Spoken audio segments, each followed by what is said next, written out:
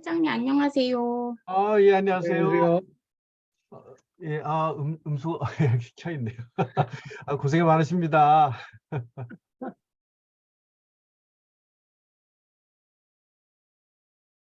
예, 시간이 10시네요. 이제 시작할 시간이 돼서 시작해 보도록 하겠습니다. 저 오늘 사회를 맡게 된 대구교대 주현준 교수입니다. 반갑습니다.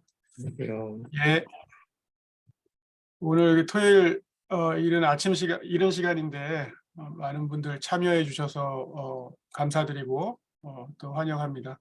저희 세대교류연구위원회는 올해 총 4회 기획을 했고요. 오늘이 마지막 날입니다. 그래서 올 1년 동안에 많은 분들이 좀 관심을 가져주시고 참여해 주셔가지고 덕분에 오늘 마지막 세미나까지 잘 오게 된 것 같습니다. 이 자리를 빌어서 감사드리겠고요.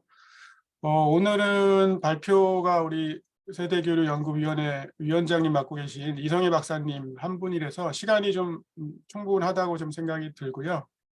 12시까지 계획이 되어 있습니다. 그래서 발표를 한 50분 정도 시간을 드릴 거고요.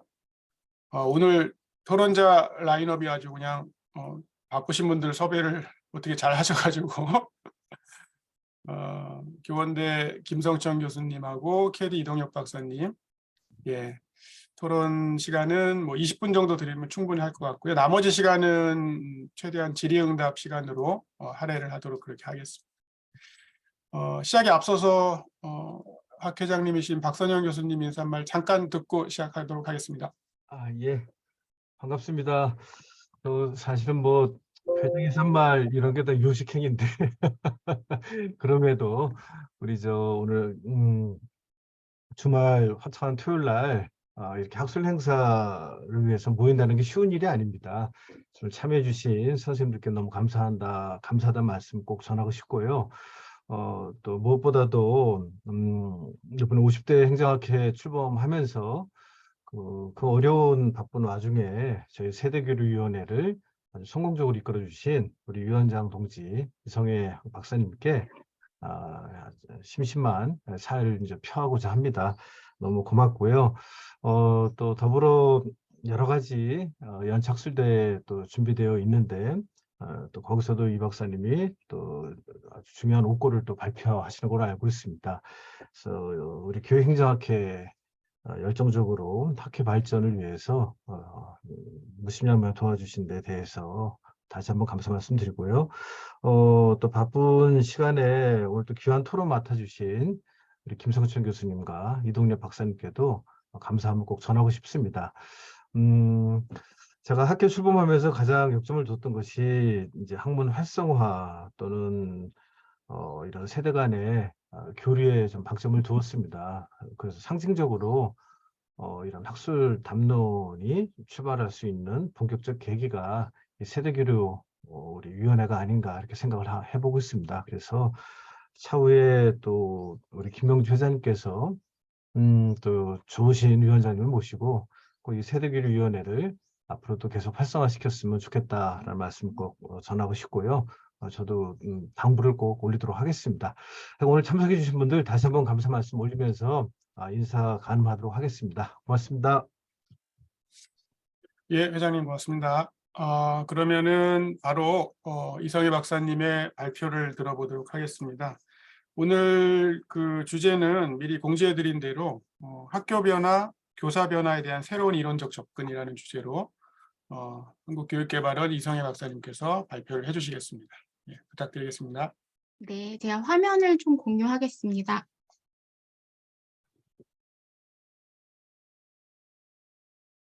잘 보이시죠? 네네. 제가 사실은 이 발표 준비를 하면서 두 가지 관례사에서 엄청 고민을 했는데요. 첫 번째는 개념 모형을 그냥 기술적으로 한번 설명해 보자. 그거가 하나가 있었고요.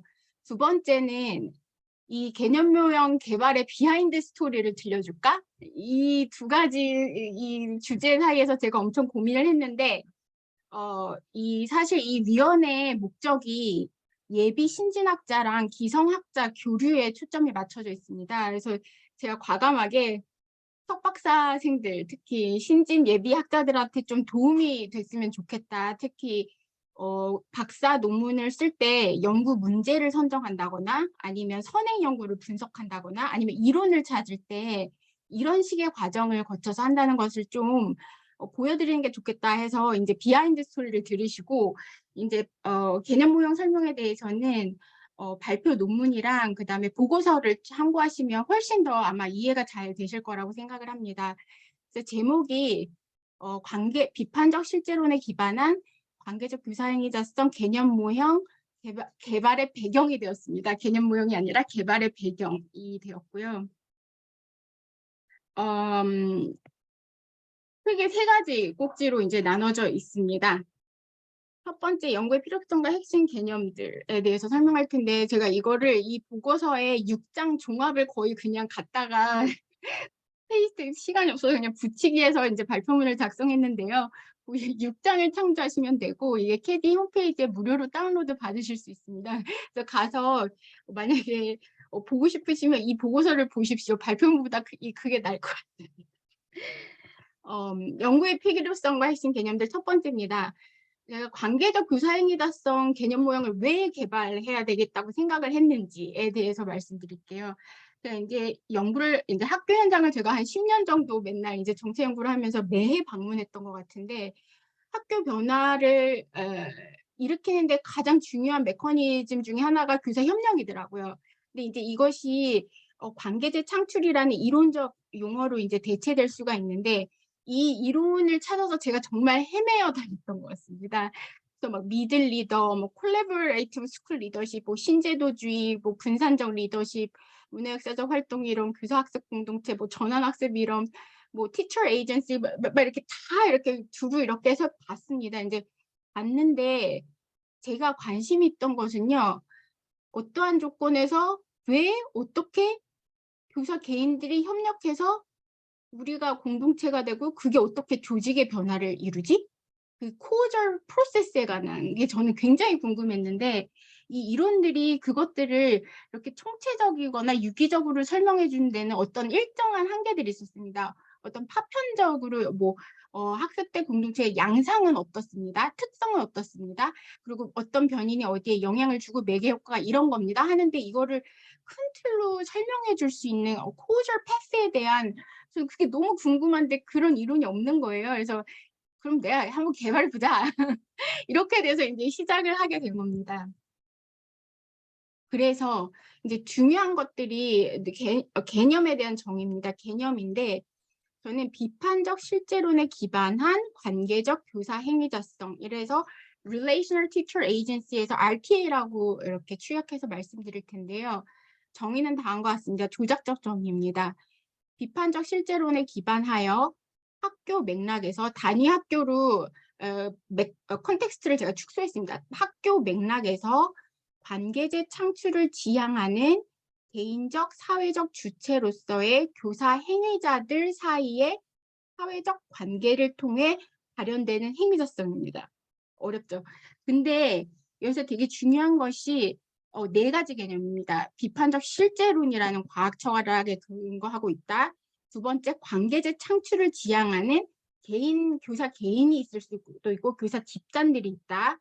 그 다음에 이들은 교사 행위자들인데 제가 사실은 여기에 학생 행위자를 넣을까 말까 엄청 고민을 했는데 교사와 학생 사이의 관계의 역학은 굉장히 복잡한 문제입니다. 일단 지식 교육 과정이 끼고요. 그 다음에 그들이 위치한 파워나 아니면 사회적 지위가 다르기 때문에요. 너무 복잡해서 제가 일단은 시즌 1으로 교사 행위자들 사이에, 교사들 사이의 관계에만 집중하는 메커니즘을 밝혀보고 싶다고 해서 교사 행위자들 사이에만 집중을 한 것입니다. 그래서 저희 여건이 된다면 시즌 2에서 제가 스튜던트 에이전시를 하겠습니다. 그래서 이제 교사 행위자들 사이에 사회적 관계인데 이 사회적 관계를 이론을 또 봐야 되고요. 통해 발현되는 행위자성입니다. 그래서 이 네 가지 핵심 개념들에 대해서 제가 좀 말씀드리겠습니다. 그럼 왜 관계제인가입니다. 요새 많이 하는 것이 커먼굿, 공동제, 공동선이라는 말이 있는데요. 저는 이제 교육의 기능, 교육의 목적까지는 제가 잘 모르겠습니다. 전 철학을 하는 사람은 아니어가지고 이제 사회학자이기 때문에 교육의 기능이 뭐가 될 수 있을까라는 고민을 하다가 관계제 창출의 장으로서 학교가 기능할 수 있을까? 라는 제가 질문을 던졌습니다. 그러니까 이것이 왜 그랬냐면요. 근대 사회는 지금 공과 사의 이분법적 대립입니다. 자유와 평등, 뭐 수월성과 형평성, 이 대립에서 도저히 헤어나오지를 못하고 있는데 사실 학교 현장에 가면 공공재로서의 공교육을 표방하지만 결국에는 학력자본이나 문화재본, 사적대의 축적으로 귀결되는 교육 현실이 자리 잡고 있습니다. 그래서 지금 최근에 교육 사회학에서 논의되는 사안들은요. 후기 근대 사회에서 우리가 추구해야 될 가치들이 무엇인가. 그리고 우리가 어떤 재화들이 있는가. 사회 공사의 이분법적 대립을 타개하고 그 사이에 니체의 공간이 뭐가 있을까. 라는 그런 논의 중에 이제 공동체라는 개념이 나옵니다. 커먼 굿인데요. 관계를 맺고 있는 주체들이 공유하는 죄입니다. 인간이 관계를 맺는다는 것은요. 가치 중립적일 수가 없습니다. 가치 지향적인 개념이고요. 그 다음에 공공재는 가치 중립적인 개념이지 않습니까? 근데 여기서는 관계를 맺고 있는 주체들이 공유하는 재와 그 공동재 중에 하나로서 관계재라는 것이 있습니다. 그러니까 이 모든 공동체가 관계적인 것은 아닌데요.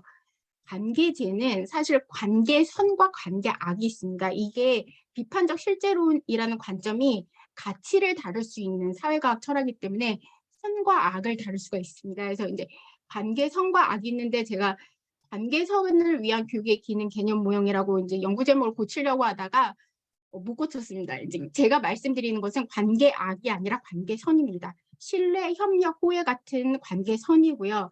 관계악은 뭐 무관심, 뭐 질투, 시기 이런 것들이 이제 관계악인데요. 관계제는요. 관계제는 개인 또는 집단의 이해관계의 선에 앞서서 관계선에 우선적인 주의를 기울이는 것입니다. 이게 굉장히 중요한 말인데요. 예를 들면 이런 겁니다. 이제 제가 아는 교장 선생님 말에 이것을 가장 잘 설명해 줄 수 있다고 생각을 했는데 이제 그 교장 선생님이 담임 교사랑 문제가 있는 남학생들을 이제 학교에서 그 교실에서 더 이상 컨트롤이 안 돼서 이제 교장실로 넘어오면 그 선생님이 하는 방식이 있다는 거예요. 그래서 그게 뭔데요? 했더니 그 선생님이 그 아이를 불러놓고 하시는 말씀이 너의 문제가 뭔지 알아? 이렇게 이제 물어보시면 그 선생님께서 너가 야동을보다 들킨 게 엄마한테 들킨 게 문제라고 이제 말씀하는 겁니다. 너가 들킨 게 문제다. 그다음 두 번째는 너 선생님 담임 선생님 잔소리 정말 듣기 싫지? 너 뭐 20분 동안 잔소리 했는데 그거 내가 5분 안에 들을 수 있는 방법 가르쳐 줄게. 이런 겁니다. 그럼 교장 선생님께서 그 줄을 내면 무조건 네가 잘못했다고 해. 네, 알겠습니다. 다음부터는 그러지 않겠습니다. 그러면 20분 들을 거를 5분 만에 줄일 수 있다고. 이제 그런 팁들을 아이한테 불러주고 이제 나는 너를 믿는다는 사인을 주는데 이 아이가 결국에는 다시 또 교장실에 불려옵니다. 사고를 치고. 그랬을 때 이 아이가 말을 할 수가 없죠. 이제 그러면 이제 그 교장 선생님과 그 학생 사이에 정말 긴 침묵이 흐르고 선생님이 이제 그 아이가 이제 잘못을 얘기하는 거죠. 뭐 제가 뭐 운동장 뭐 유리창을 깼는데 도망갔어요. 라든지 학교 이제 그랬을 때 그 선생님께서 가장 하시는 고민이 내가 너 믿는다고 했지. 그 말 한마디랍니다. 내가 너 믿는다고 했지. 그러면 그 애가 그냥 돌아가라고 합니다. 그럼 그 애가 뒤를 돌아면서 저희 엄마한테 말 안 하실 거예요? 그럼 그렇게 말을 하면 내가 너 믿는다고 했지. 끝이라는 겁니다. 그 선생님의 핵심을 두는 것은 관계를 놓치고 이 애를 범죄자로 만들 것인가, 그 옳은 것을 얻을 것인가, 아니면 관계를 얻을 것인가라는 거였습니다. 그러니까 정말 이 애가 그러면 변화가 일어난다는 거. 그러니까 이 선생님 나에게 전폭적인 신뢰를 주면 관계의 선에 우선적인 주의를 기울이면 선생님과 나 사이에 우리가 형성이 되었기 때문에 그 우리 사이의 힘 때문에 그 우리의 관계 때문에 애가 더 이상 조금 잘못을 하기를 선생님 실망시키면 안 되는데 하고 그 죄를 좀 덜 저지르게 되는 거예요. 이게 관계의 선에 어떤 교장으로서의 이해관계의 선이나 앞서서 관계선에 우선적인 지위를 기울인다는 것이 이제 관계제의 핵심인데요. 그러면 비판적 실제론에 기반한 관계사회학 관점에서 관계제의 정의는 다음과 같습니다. 공유된 방식으로 함께 생산하고 함께 향유하는 것을 성찰하며 지향하는 주체들로부터 발현되는 사회적 관계들로 구성된 비물질적인 실체들입니다. 관계 위에는 어떠한 다른 방식으로 또 획득될 수 없는 죄가입니다. 이게 굉장히 중요한데요. 관계제는 관계로 구성되어 있고요. 관계를 맺어야만, 그리고 두 주체 이상이 함께 생산하고 함께 향유하는 것을 성찰해야 됩니다. 근데 이게 사회적 자본이랑 다른 개념이 뭐냐면, 사회적 자본은 마치 내가 획득하고 내가 소유할 수 있는 어떤 재화로서의 논의에 굉장히 치중되어 있는 것들이 있습니다. 근데 이것들을 사회적 관계의 맥락 속에 갖고 와서 이것들이 사회적 가치를 창출할 수 있다라는 것으로 해서 관계제 일종으로 이제 사회적 자본을 재정의한 게 CRRS의 관점입니다. 그러면 이제 제가 관계제 정의했으면 두 번째는 이제 행위자성인데요. 그러면 학교 교사 변화 이론에서 왜 행위자성이 중요한가라는 것입니다. 행위는 굉장히 중요합니다. 왜냐하면 행위하지 않으면, 실천하지 않으면 아무 변화도 생기지 않기 때문입니다. 아무 일도 일어나지 않아요. 혼자 생각하는 걸로 아무 일도 일어나지 않는데, 이 행위를 촉발하는 개인의 어떤 독립적인 힘이 행위자성입니다. 그러니까 이 행위자성은 어떤 인간이 가진 굉장히 발현적 힘인데요. 이 행위자성 자체의 개념에 개인과 사회, 개인과 구조라는 개념을 모두 탑재하고 있기 때문에 이 개념이 굉장히 유용한 겁니다. 그러니까 외부의 구조적 환경과 외부 세계와 그다음 타인, 타자와야 상호작용을 하면서 개인적, 집단적 주체로서의 행위자가 가지는 발현적 힘입니다. 그래서 그런 것들은 성찰이나 의도성이나 의식 이런 것들이 있는데요. 이것들은 구조가 어떻게 막 나에게 조건 짓고 영향을 해도 개인이 가진 어떤 집단이 가진 힘이 있다는 것입니다. 근데 이게 지금 그러니까 예를 들면 이런 겁니다. 특성화고에서 굉장히 열악한 지역에서 우리 애들은 안 돼라는 이런 문화 속에서 선생님이 난 동료 교사랑 협력해서 얘네들한테 대학을 갈 수 있는 꿈을 심어줄 거야 라는 건 어떤 행위자성입니다.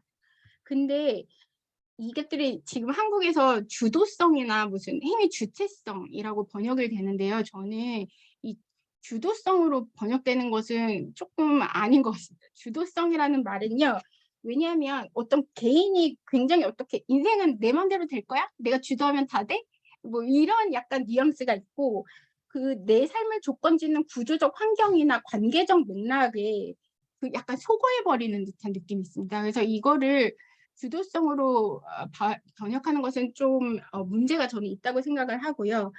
특히 제가 박사기 논문이 행위자성과 사회구조의 역학각이었는데 제가 9년 동안 추적 조사를 하면서 알게 된 것이 행위자성은 굉장히 그 구조적 제약 속에서도 버티고 오래 참는 것도 행위자성입니다.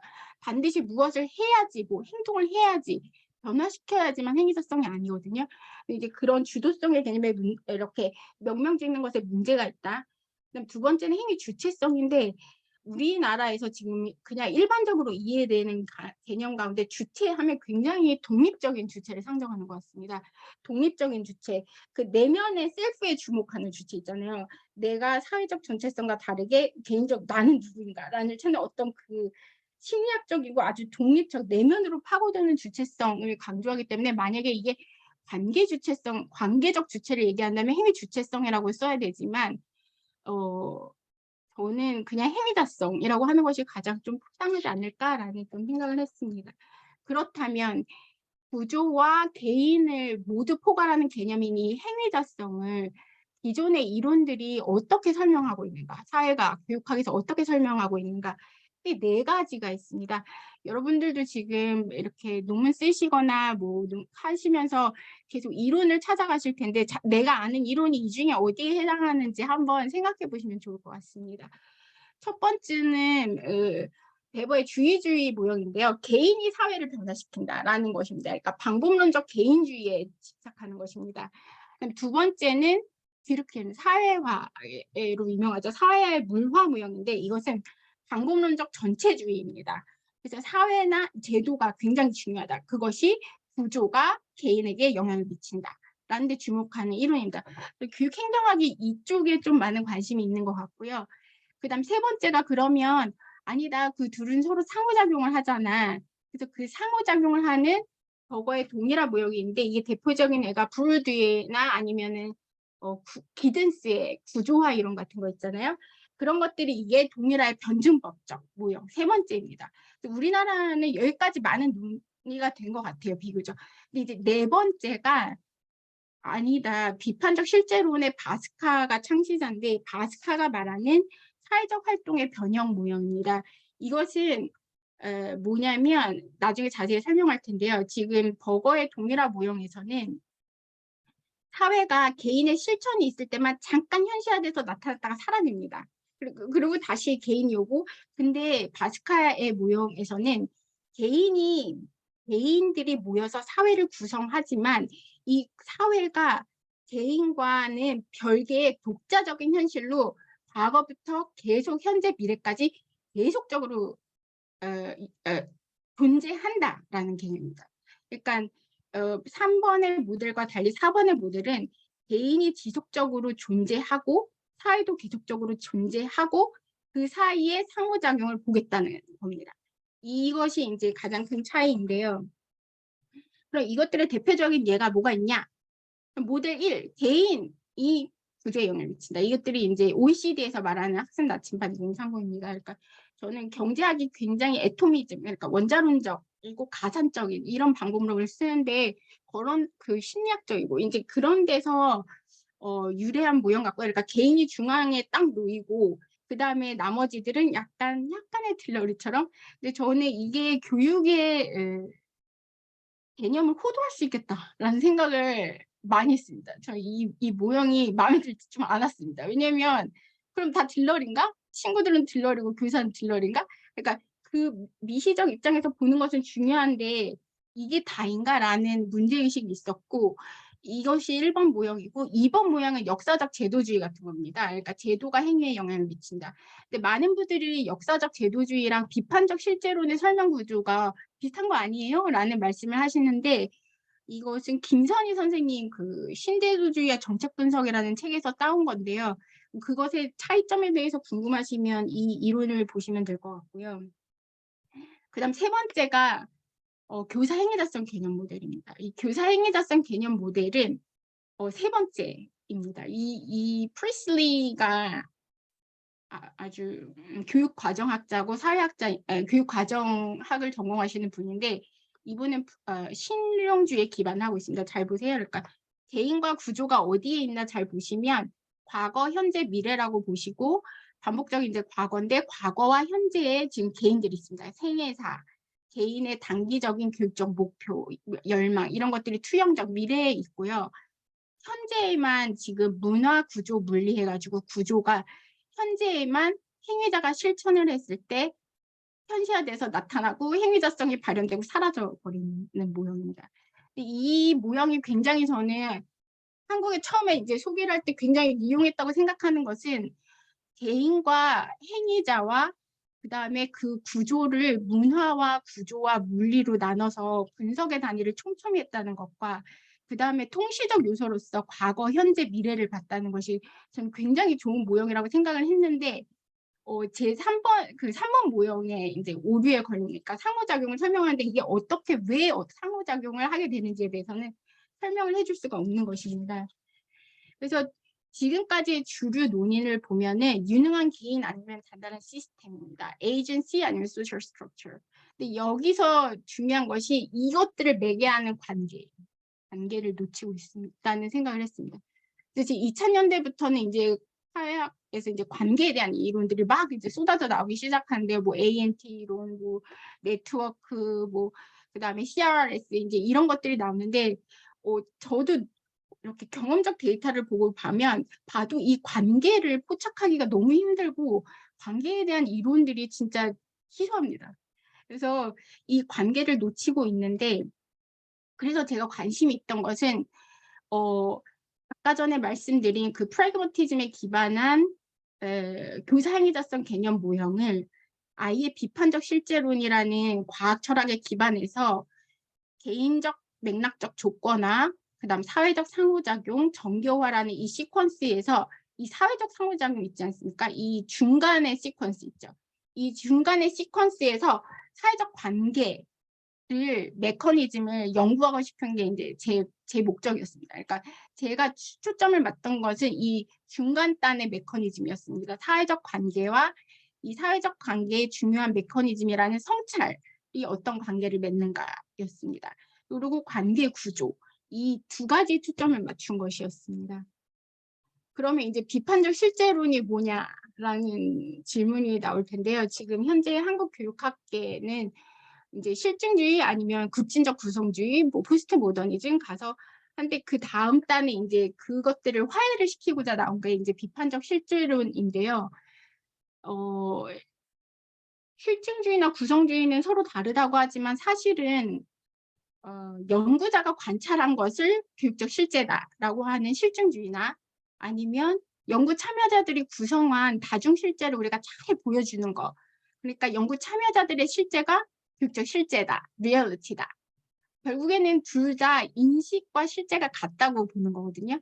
근데 이것에 대해서 비판적 실제론에서는 이거는 존재론을 실제를 인식으로 환원하는 인식론적 오류입니다. 우리가 진짜 과학이 가능하려면 실제가 어떤 모습이어야 될까요? 라는 질문을 던집니다. 그래서 인식과 구분된 실제를 상정하고 존재론에 대한 질문을 던지는 것입니다. 그럼 교육적 실제란 어떤 것인가? 라는 질문을 던지는데요. 이게 제가 이제 영국의 캠브리지라는 대학에서 공부를 했을 때 연구 방법론 수업에서 처음으로 이제 보여준 그림이었는데 교수님이 이거를 딱 보시고 얘들아 여기서 뭐가 현실일까, 뭐가 실제일까라는 질문을 던졌습니다. 그러니까 뭐가 실제일까요? 이동엽 박사님 뭐가 실제일까요? 어떤 실제가 보이시나요? 네, 물고기가 네, 밑에 돌아다닙니다. 예. 네. 또 없습니까? 뭐 실제라고 하는 거는 뭐 낙엽이 리얼리티입니다. 리얼리티. 근데 약간 물이 출렁이는 이유는 물론 밑에서 물고기가 돌아다녀서 출렁이지만 또 물이 없으면 출렁일 것 같지 않고, 네, 그러니까 약간 물이 실제인가라는 생각이 드네요. 갑자기 원래 이게 물고기가 실제라고 약간 이 낙엽이 움직이는 게 이제 물고기 때문에 움직인다고 생각했지만 지금 보니까 약간 물이 있기 때문에 그러니까 물이 더 실제인 것 같다는 생각이 좀 들긴 하네요. 물의 성질이. 네. 나무는요? 다 실제긴 하죠. 근데 움직이는 것 자체는 네. 네. 움직임을 유발하는 것은 물의 특성이 아닌가라는 생각이 좀 들긴 합니다. 예. 그럼 이게 만약에 교육적 실제라면 교육학자로서 여기서 뭘 연구하시겠어요? 교육적 실제. 이건 생물학자가나 뭐 자연과학자 연구해야 되는데 네네. 뭘 연구해야 되냐고요? 네네. 이런 질문들을 이제 수업 시간에 음. 제가 답변 듣지 않겠습니다. 이제 수업 음. 시간에 들었는데 이 제목이 세계의 세상입니다. 세계의 세상. 네. 저기 물 너머에 저기 나무가 있는 세상, 아까 물 표면의 이렇게 세상. 보면 네, 보이지 않는 바람에 물이 흔들릴 수 있다네요. 너무 뛰어난 통찰력이십니다. 네, 그러니까 황정원 선생님이. 네, 그래서 저는 뭐를 연구해야 될까? 이 질문을 던지셨고, 그다음 제가 하나 더 질문한다면, 만약에 왜 물이 출렁였을까라는 걸 질문을 한다면, 만약에 정말 이 물이 너무 심연에 있어가지고 이 물고기가 보이지 않는다고 가정을 한다면, 그러면 이 물이 왜 출렁거렸을까? 그러면 나무가 떨어져서 아니면 낙엽이 흔들었나? 이제 이런 생각을 하게 되는데,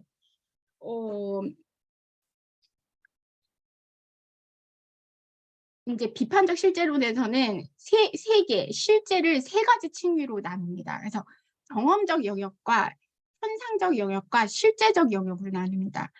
이 empirical 경험적 영역에서는 경험되고 관찰된 사건들이 일어나는 세계입니다. 그래서 인간의 해석을 통해서 이해된 사건, 우리들이 지금 실증주의나 이제 사회적 구성주의에서 많이 관심을 가진 실제가 이 경험적 실제이고요. 현상적 영역, the actual 영역은요. 관찰의 여부와 관계없이 사건이 발생하는 세계입니다. 그 다음에 세 번째는 실제적 영역인데 그 물이 출렁이게 만든 어떤 인과 기제 있죠. 객체나 구조의 발생 기제가 있는 영역이 실제적 영역입니다. 그래서 이것들이 현상적 영역의 사건을 야기하고 이것이 경험적 영역의 경험을 이제 야기하게 됩니다. 그러면 이거를 이제 교육 현실, 아까 자연 세계라고 되게 좋은 지적해 주시는데요. 이제 사회 세계로 넘어오겠습니다. 그러면 이제 비판적 실제론에서 교육 현실에 대해서 한번 얘기해 보겠습니다. 그럼 이제 제가 교사 협력을 얘기하는 거니까 이제 교사 협력에 대해서 얘기를 하면 교사 협력이 잘 되는 학교다. 이제 경험적으로 근데 학교 혁신이 이루어졌다. 그래서 제가 학교 현장에 갔습니다. 경험적 영역을 이제 그거를 인식을 하고 갔는데 막상 학교에 갔더니 실제로 이루어지고 있는 것들은 제가 사실은 거기에 진짜 협력을 잘하는 교사들도 있지만 싫어서 이직한 교사들도 찾아서 인터뷰를 했고요. 퇴직한 교사들도 인터뷰를 했고 그다음에 기간제 교사, 정기 교사 그런 것들을 이제 다 섞어서 굉장히 다양성 표집을 최대화해가지고 이제 표집을 했는데 그 선생님들이 말하는 게 교장 선생님을 두고 독재자예요. 이렇게 말하시는 분도 계셨고요. 근데 어떤 분은 너무나 존경하는 솔선수범의 화신이다. 이제 이렇게 말씀을 하시는 겁니다. 그랬을 때 교육학자로서 나는 어떤 교육 현실을 드러내야 하는가라는 이제 딜레마를 봉착하게 되거든요.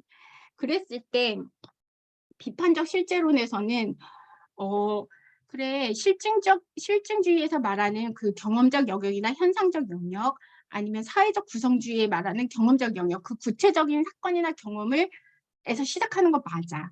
거기서 시작을 하지만 거기서 더 중요한 것은 그것을 왜 어떻게 발생했는지 그 구조와 발생 기제를 설명해주는 실제적 영역 이 이론의 세계에 대해서 주목하는 것이 굉장히 중요해. 이것이 학자들이 하는 일이야 라고 말을 하는 겁니다. 그러니까 이 사람들의 관심은 항상 구체적 사건이나 경험에서 시작해서 이것이 왜 어떻게 발생하는가라는 코어절 프로세스를 설명하는데 관심을 두고 있습니다. 그러면 근데 문제는 이 교육이 일어나는 사회세계가 개방체계라는 그러니까 제가 학교 연구를 했을 때 왜 그 선생님 독재자라고 했을까? 이제 그런 질문이 들잖아요. 그랬을 때 이게 그 외생적 변수가 있는 그런 실험체계에서 일어나는 게 아니라 오픈 시스템이잖아요. 저는 학교라는 어떤 그 안에서만 연구를 하고 싶었는데 알고 봤더니 그 선생님이 남편이 우울증에 걸려가지고 도저히 학교의 애들을 위해서 진짜 희생과 헌신을 하고 싶지만 할 수 없는 상황. 근데 그거에 더 깊은 기제 발생 기제를 따라가 보면 중국 증시가 폭락했어요. 그래가지고 그 남편이 우울증에 걸린 거예요. 그러면 이 개방 체제이기 때문에 이게 글로벌 경제까지 이제 연구가 돼야 되는 이런 상황이 되는 거예요. 그러니까 오픈 체제라는 겁니다. 그러니까 단순히 내가 학교를 보겠다고 해서 학교만 보는 것이 아니라 그 가정 세계와 글로벌 경제의 세계까지 그 발생의 메커니즘이 무엇인가를 계속해서 탐구해 나가는 것이 이제 비판적 실제론의 관점인데요. 중요한 것은 이 발생 기제가 지금 오른쪽 그림에 보시면 그러니까 인과가 원인들이 계속해서 여러 가지가 발생을 하는데 이것들이 발생을 하지만 상쇄시키는 발생 기제가 작동을 하면 교사의 솔선수범 구조가 있지만 남편과의 관계 구조가 안 좋으면 이게 상쇄가 돼서 이게 인과 기제는 있지만 이게 발생이 되지 않습니다. 그래서 인과성에 대한 설명이 실증주의와 다른 네. 그래서 지금 우리가 연구 목적과 연구 문제를 도출하면 진짜 논문의 반이 끝난 건데요. 그 기저에 눈에 보이지 않는 작업들이 있습니다. 이제 내가 갖고 있는 존재론과 이신론, 과학 철학이 어디에 서 있느냐인데 이제 실증주의에서는 모모에 대한 선언적 상관관계, 제목만 봐도 잘 알잖아요. 해석주의는 모모스로 구성되는 의미의 탐색이다. 근데 이제 비판적 실제론에서는 보이고 경험하는 게 다가 아니다. 아까 유동현 박사님께서 말씀해주신 보이는 게 다가 아니야 라는 것입니다. 그러면 비판적 실제론의 주요 연구 관심은 무엇이냐? 이런 것들이 아니라 왜 어떻게에 대한 인과적 발생 기대의 탐색입니다. 그래서 저의 연구 질문은 이런 것들입니다. 지난 20년간 온비코에서 관계제는 어떤 과정을 거쳐 창출되었으며 관계제 생성의 확장의 발생 기제와 맥락적 조건은 무엇인가? 그러니까 발생 기제가 있어도 어떠한 맥락적 조건이 충족되어지만 이게 발생이 되는 거잖아요. 아까 말씀드린 것처럼. 그래서 그런 맥락적 조건과 발생 기제와 액츄얼 이벤트가 일어나는가 이것들을 같이 연구하는 것들이 이제 비판적 실제론입니다. 되게 중요한 말인데요.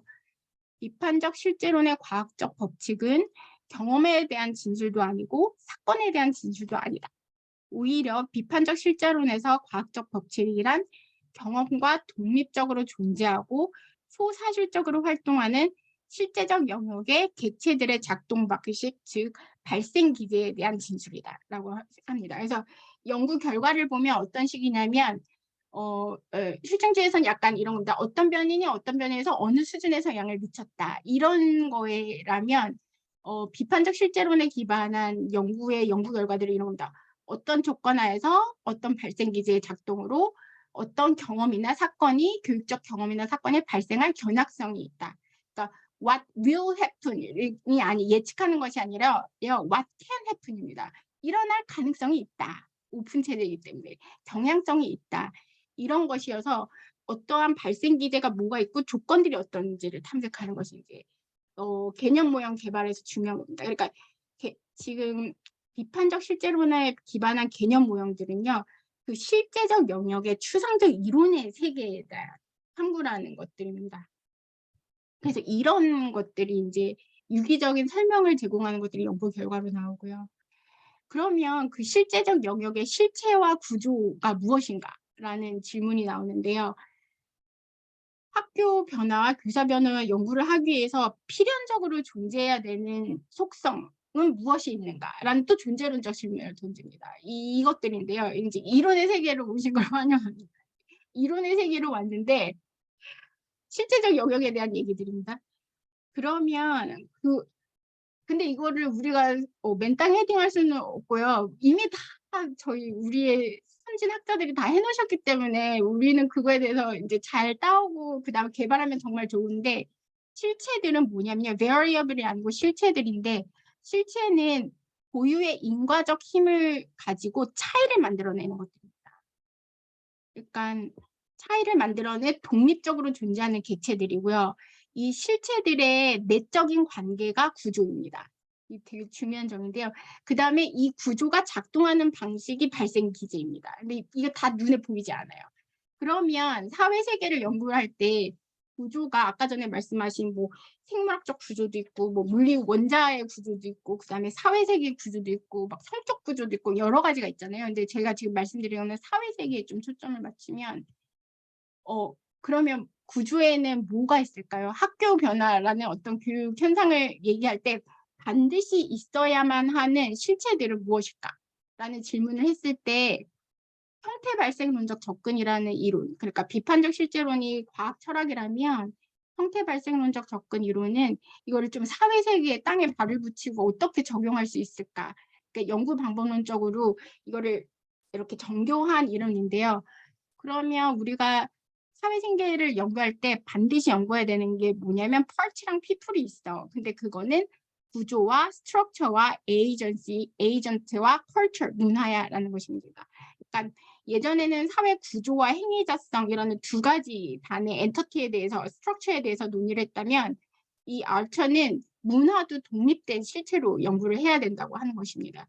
그래서 만약에 근데 지금 이런 논의들이요, 뭐 학교 현장에 갔을 때 우리 학교 구조는 이렇고요, 뭐 문화는 이렇고요, 이런 경험적 차원 세계의 언어가 아니라 지금 실제적 영역의 추상적 세계의 그 이론들의 언어라는 거를 좀 염두해 주시면 좋을 것 같은데요.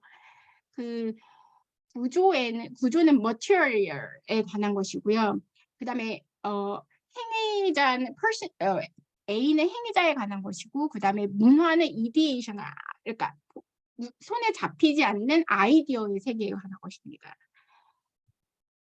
그러면 이거를 학교 현장에 대입을 해보면 이게 이제 구조, 문화, 행위자인데 저는 이 구조를 물질 구조와 관계 구조로 나눴거든요. 그러니까 관계도 구조, 문화, 행위자, 그 다음에 관계도 하나의 엔터티, 하나의 독립적인 인과적 힘을 발휘하는 실제의 칭의로 이제 자리 잡아야 한다는 것이 이제 CRRS 입장입니다. 그럼 물질 구조에는 어떤 것들이 있냐면 뭐 재정 지원이나 물리적 환경들 이런 것들이 있고 문화에는 그 교사들이 얘기하는 담론이나 신념이나 규범, 가치 발상 이런 지식들이 있고요. 그다음에 관계 구조에는 많죠. 뭐 협의라든지 업무 분장이라든지 워크숍이라든지 그다음 그 지위, 역할, 권력 이런 것들이 이제 관계 구조고 그다음에 행위자들도 어떤 특성들이 있습니다. 이 네 가지를 다 봐야지만 학교 변화에 대한 온전한 설명이 가능하다라는 것이 이제 인데요. 이때 중요한 것이 발현성의 개념입니다. 이게 뭐냐면, 그러니까 사회가 있는가라는 질문을 했을 때 솔직히 우리가 눈에 보이는 것들은 사람이잖아요. 사람 행위자들인데 이 행위자들이 두 개 이상의 두 주체들이 결합함으로써 나타나는 새로운 현상이 발현성입니다. 그러니까 어떠한 객체가 발현적 힘을 갖는다는 것은 그 구성 요소로 환원될 수 없는 힘과 성향을 갖는다. 이 발현성이라는 개념이 굉장히 중요한데요. 그러니까 컴플렉시티 티어리는 창발이라고 하는데 컴플렉스 티어리는 너무 복잡해서 알기가 힘들어요. 예측하기 힘들어요. 라면 비판적 실제론에서는 힘든데 구조를 강조하고 거기서 실제가 있기 때문에 어떻게 하면 이 실제를 우리가 계속해서 과학자들이 탐험할 수 있을까라 해서 설명을 자꾸 하고 싶어 하는 것이 되게 다른 차이점이고요. 그래서 이 발현성이라는 개념이 되게 중요한데 그러니까 사회를 이제 학교에 가면 우리가 보이는 거는 사람밖에 없잖아요. 근데 이 사람들이 아까 전에 말씀드린 그 바스카의 이론에서 사람들이라는 실제의 세계가 있고 이 사람들이 발현을 해서 문화라는 세계를 관계를 맺어서 관계라는 관계의 실제, 독자적인 실제가 구성됩니다. 그 다음에 문화라는 실제가 구성되고 그 다음에 구조라는 실제가 구성되고 이것들이 독자적인 인과적인 힘을 발휘해서 행위자에게 영향을 미치게 됩니다. 행위자로부터 출현했지만 행위자와 독립된 실제로 이렇게 독자적인 실제로 존재하게 되는 것입니다. 그래서 아까 전에 그 바스카의 이론에서 네 가지 층위가 생겼다고 생각을 하시면 되는데 아처는 관계 구조, 관계에 대해서는 그렇게 말을 많이 하지 않았는데 이제 도나티라는 이태리 학자가 사회적 관계를 비판적 실제론의 관점에서 굉장히 체계적으로 정리를 해놨습니다. 이런 겁니다. 그러니까 이제 관계에 대한 이론인데 이제 관계에 대한 이론들이 요새 우리나라에서는 뭐 포지티브 휴머니즘이나 뭐 액터 네트워크 티어리나 이런 것들이 많이 쓰이는데 그거의 극명한 차이를 보여줄 수 있는 이미지가 뭐가 있을까 하다가 이제 제가 찾은 게 이겁니다. 그러니까 관계주의적 관점이랑 CRS 관계적 관점이 다릅니다. 그러니까 지금 여기서 보시면 두 주체가 오른쪽 그림부터 보면 두 주체가 만나서 뭔가 이머전트합니다. 그러니까 발현이 돼서 뭔가 독자적인 실제가 생기거든요. 그래서 이게 관계 구조입니다. 우리 사이입니다. 이 우리 사이가 인과적 힘을 가지고 다시 영향을 미치는 실제라고 상정하는 겁니다. 눈에 보이지 않지만 이렇게 추상화해서 사회학적 상상력을 발휘해서 상정하는 겁니다. 그러니까 아까 전에 교장 선생님과 학생 사이에 우리 사이가 생성이 되면 교장 선생님을 그 실망 들이면 안 되니까 이 학생이 조심을 하게 되는 거거든요. 그러니까 이런 것들인데 관계주의적 관점에서는 이 행위자의 셀프의 어떤 독자적인 힘 이런 것들에 대해서 함구합니다. 그러니까 네트워크로 됩니다. 그러니까 인간이 이렇게 네트워크로 되고 그러니까 인간과 물체 사이에 구분이 모호해지고 이제 이런 것들인데요.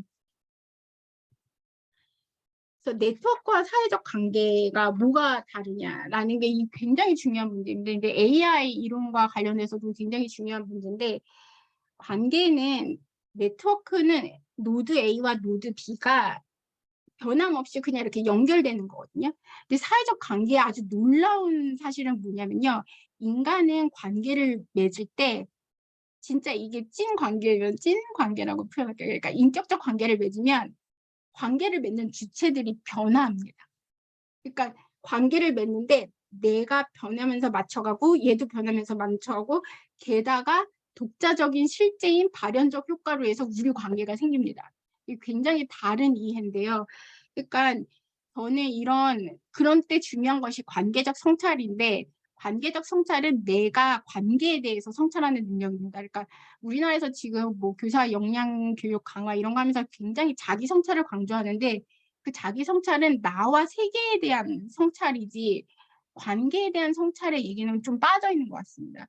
근데 이제 관계적 성찰이 굉장히 중요한 개념인데 이 관계적 성찰이 발현되는 정말 그 끝판왕이 저는 부모와 자식 관계 같거든요. 그러니까 저녁에 예를 들면 이런 겁니다. 내가 문제집을 얘를 빨리 풀었으면 좋겠는데 안 풀잖아요. 그럼 계속 눈치를 보면서 제가 관계적 성찰은 이런 겁니까? 내가 나와 세계에 도전받을 의향이 있는가? 기꺼이 변화될 용의가 있는가? 라는 질문을 던지고 자기가 계속해서 변화되는 거거든요. 그러니까 나는 얘가 7시에 문제집을 풀었으면 좋겠는데 얘는 9시까지 안 풀고 있는 건데 제가 계속 참으면서 저를 변화시키고 있잖아요. 그러면서 이제 문제를 풀 때도 나는 우리 아이의 입장에서는 3장을 풀고 2장을 풀고 싶은데 엄마는 5장을 풀라고 그래. 근데 엄마의 눈빛을 보니까 이거 안 되겠어. 그래서 계속해서 이것들을 조절하면서 내가 그럼 한 4장 풀게요 라는 식으로 계속 조율을 합니다. 그리고 이 우리라는 어떤 신뢰관계가 생기지 않는 이상 절대 자식과 부부는 공부를 할 수 없는 것 같거든요. 그래서 이 관계는 네트워크랑 굉장히 어떤 노드 사이의 연결관계가 아니다. 그러니까 인간관계는 발현적 효과가 있고 그 다음에 내가 단순히 너를 이해하는 그런 상징적 참조가 아니라 구조가 있고 이런 것들이어서 이 CRS 이론을 제가 공부하시기를 만약에 관계에 대해 관심 있으시다면 인간관계에 대해서는 이 이론이 굉장히 좋은 설명력을 제공한다라는 것들을 좀 말씀드리고 싶고요. 그러면 이 싹이랑 R, 그러니까 구조, 문화, 행위자, 그다음에 관계의 상호작용을 어떻게 연구할 수 있을까? 어떻게 상호작용을 연구할 수 있을까요? 연속의 스냅샷을 연구해야 됩니다. 그러기 위해서는 시간의 축을 도입을 해야 됩니다. 네. 그래서 이 상호작용을 연구하기 위해서 시간의 축이 도입되면서 형태 발생론적 주기가 나오는 것입니다.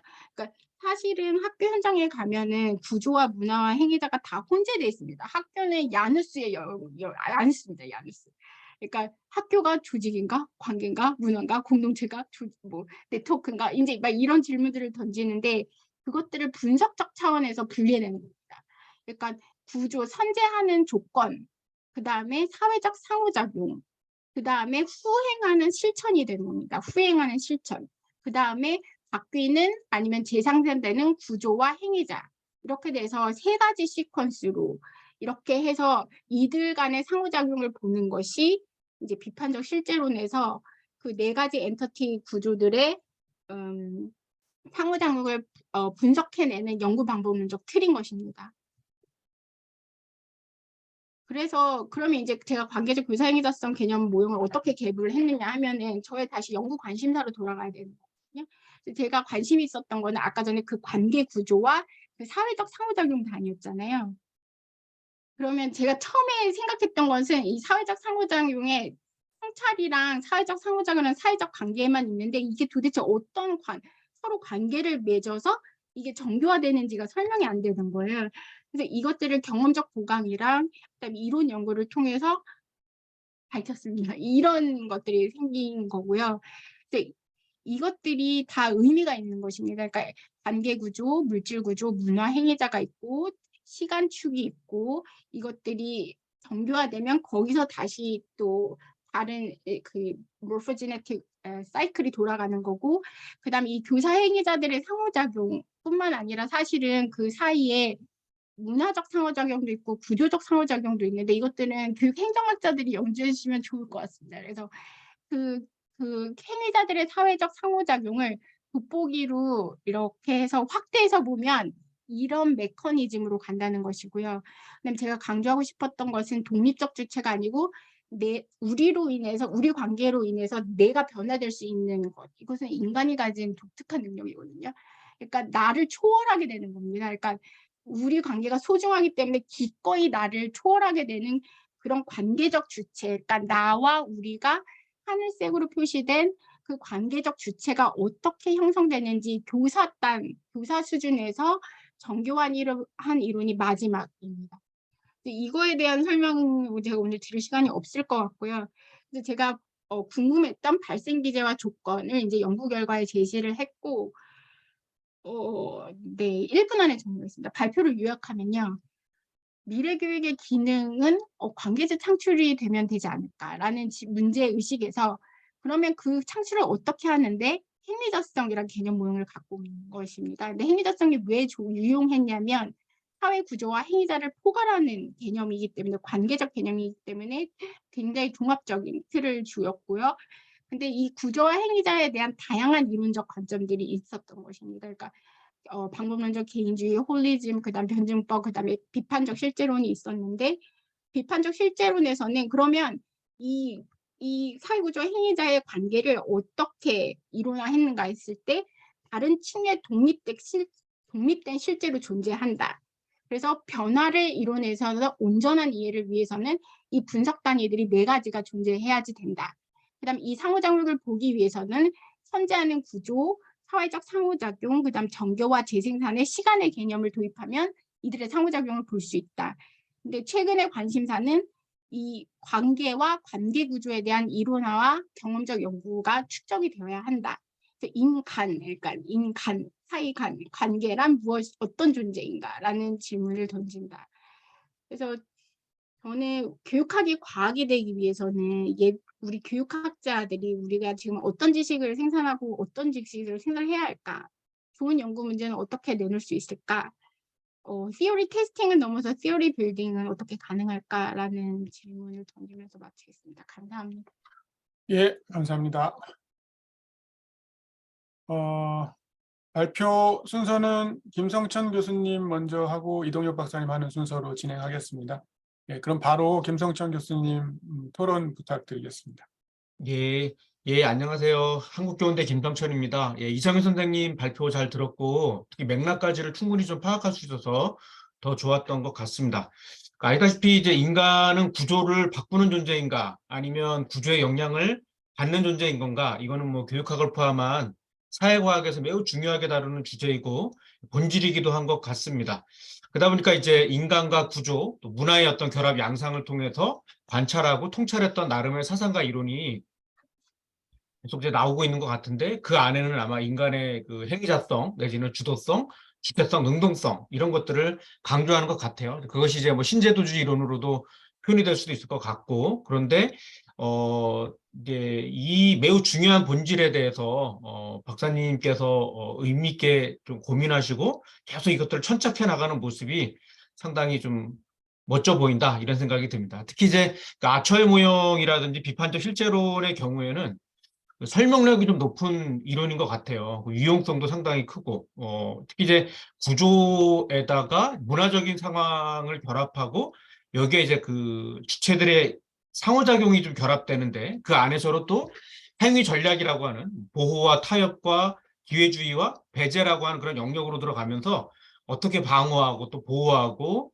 또 경쟁해 나가는지에 대한 여러 가지 양상들을 그 정책으로도 좀 풀어갈 수도 있고, 또 개인 그 조그마한 공동체 안에서도 이 부분을 볼 수가 있는 지점이죠. 또 거기다가 이제 시간이라고 하는 변수들을 또 결합을 함으로써 동학의 양상들을 또 좀 같이 그려나갈 수 있는 지점에서 이 모형이 갖는 의미와 유용성이 상당히 크다라고 생각을 하고 있었는데 그걸 이제 이렇게 구체화해서 연구로까지 가져간 지점들이 상당히 감사하다라는 생각이 듭니다. 저는 그 발치다께서 이제 그 행위자들이 갖는 그 발현적 상황들을 강조를 많이 하셨는데 그런 것 같아요. 이제 진공 상태에서 이 행위자성이라는 것들이 발현되는 것이 아니라 타인과의 상호작용을 통해서 관계제의 어떤 속성과 과정을 통해서 형성되고 확장되어지는 이러한 양상들이기 때문에 그러한 어떤 그 기존의 행위자성을 다룬 이론들을 자세히 설명하고 종합하면서 성실하게 좀 안내를 해주지 않았는가. 그래서 이 조건화와 사회적 상호작용, 정교화가 이뤄주는 그 시간의 흐름들을 가지고 또 그 안에서 그 교사와 동료 교사가 어떻게 상호작용을 하면서 성찰해 나가고 실천으로 이어져 나가는 그러한 조망도를 일정하게 잘 좀 보여주셨다. 그래서 상당히 정교화된 어떤 모형들이고 또 은빛고 사례라는 것들을 통해서 그 상호작용이 이루어지는 과정이 보여줌으로써 이 모형이 한국의 상황에서도 일정하게 설명력을 가질 수 있겠다. 그래서 이 추상적인 담론을 구체화된 어떤 진술과 행동 규범으로 전환함으로써 이론과 실제 그 상호 보완의 가능성을 보여주는 것은 아닌가 생각이 됩니다. 저는 기본적으로 우리가 학습에 대한 개념을 전통적으로 이제 혼자서 하는 외로운 작업, 그래서 공부해서 남주냐, 뭐 이러한 어떤 이야기들까지도 나왔었었는데, 이제는 그런 배움이라든지 학습의 과정 자체를 그 하나의 그 관계로 결합하는 타인과의 상호작용, 그래서 나와 타인, 우리와 소통해주는 과정으로 보는 거죠. 그래서 왼저 같은 경우에는 그 상황이론에서 그 정체성의 그 변화 과정으로 학습을 설명을 하고 있는 부분들이 있는 것 같고, 이것이 OECD 2030 나치반 프로젝트에서도 그냥 개인으로만 그려내는 것이 아니라 이제 어떤 교사라든지 뭐 부모라든지 마을 사람들과의 어떤 상호작용이라는 것들을 통해서 나타나는 협력적 행위자성이라는 개념을 설명을 하고 있기 때문에 이러한 어떤 모습들이 뭐 전통적으로는 사회적 자본이라든지 신뢰에 기반한 상호작용, 의미 있는 관계 맺음이라고 하는 것과 연결이 되는 것 같아요. 최근 들어서는 좋은 수업을 해 나간다라는 것들도 결과적으로 교사와 아이들과 아이들과의 그 관계성을 어떻게 가지고 이것들을 의미 있게 기획해 나갈 것인가. 이것이 이제 최근에는 그 교사 실제감이라고 하는 개념으로까지도 연결이 되는 것 같습니다.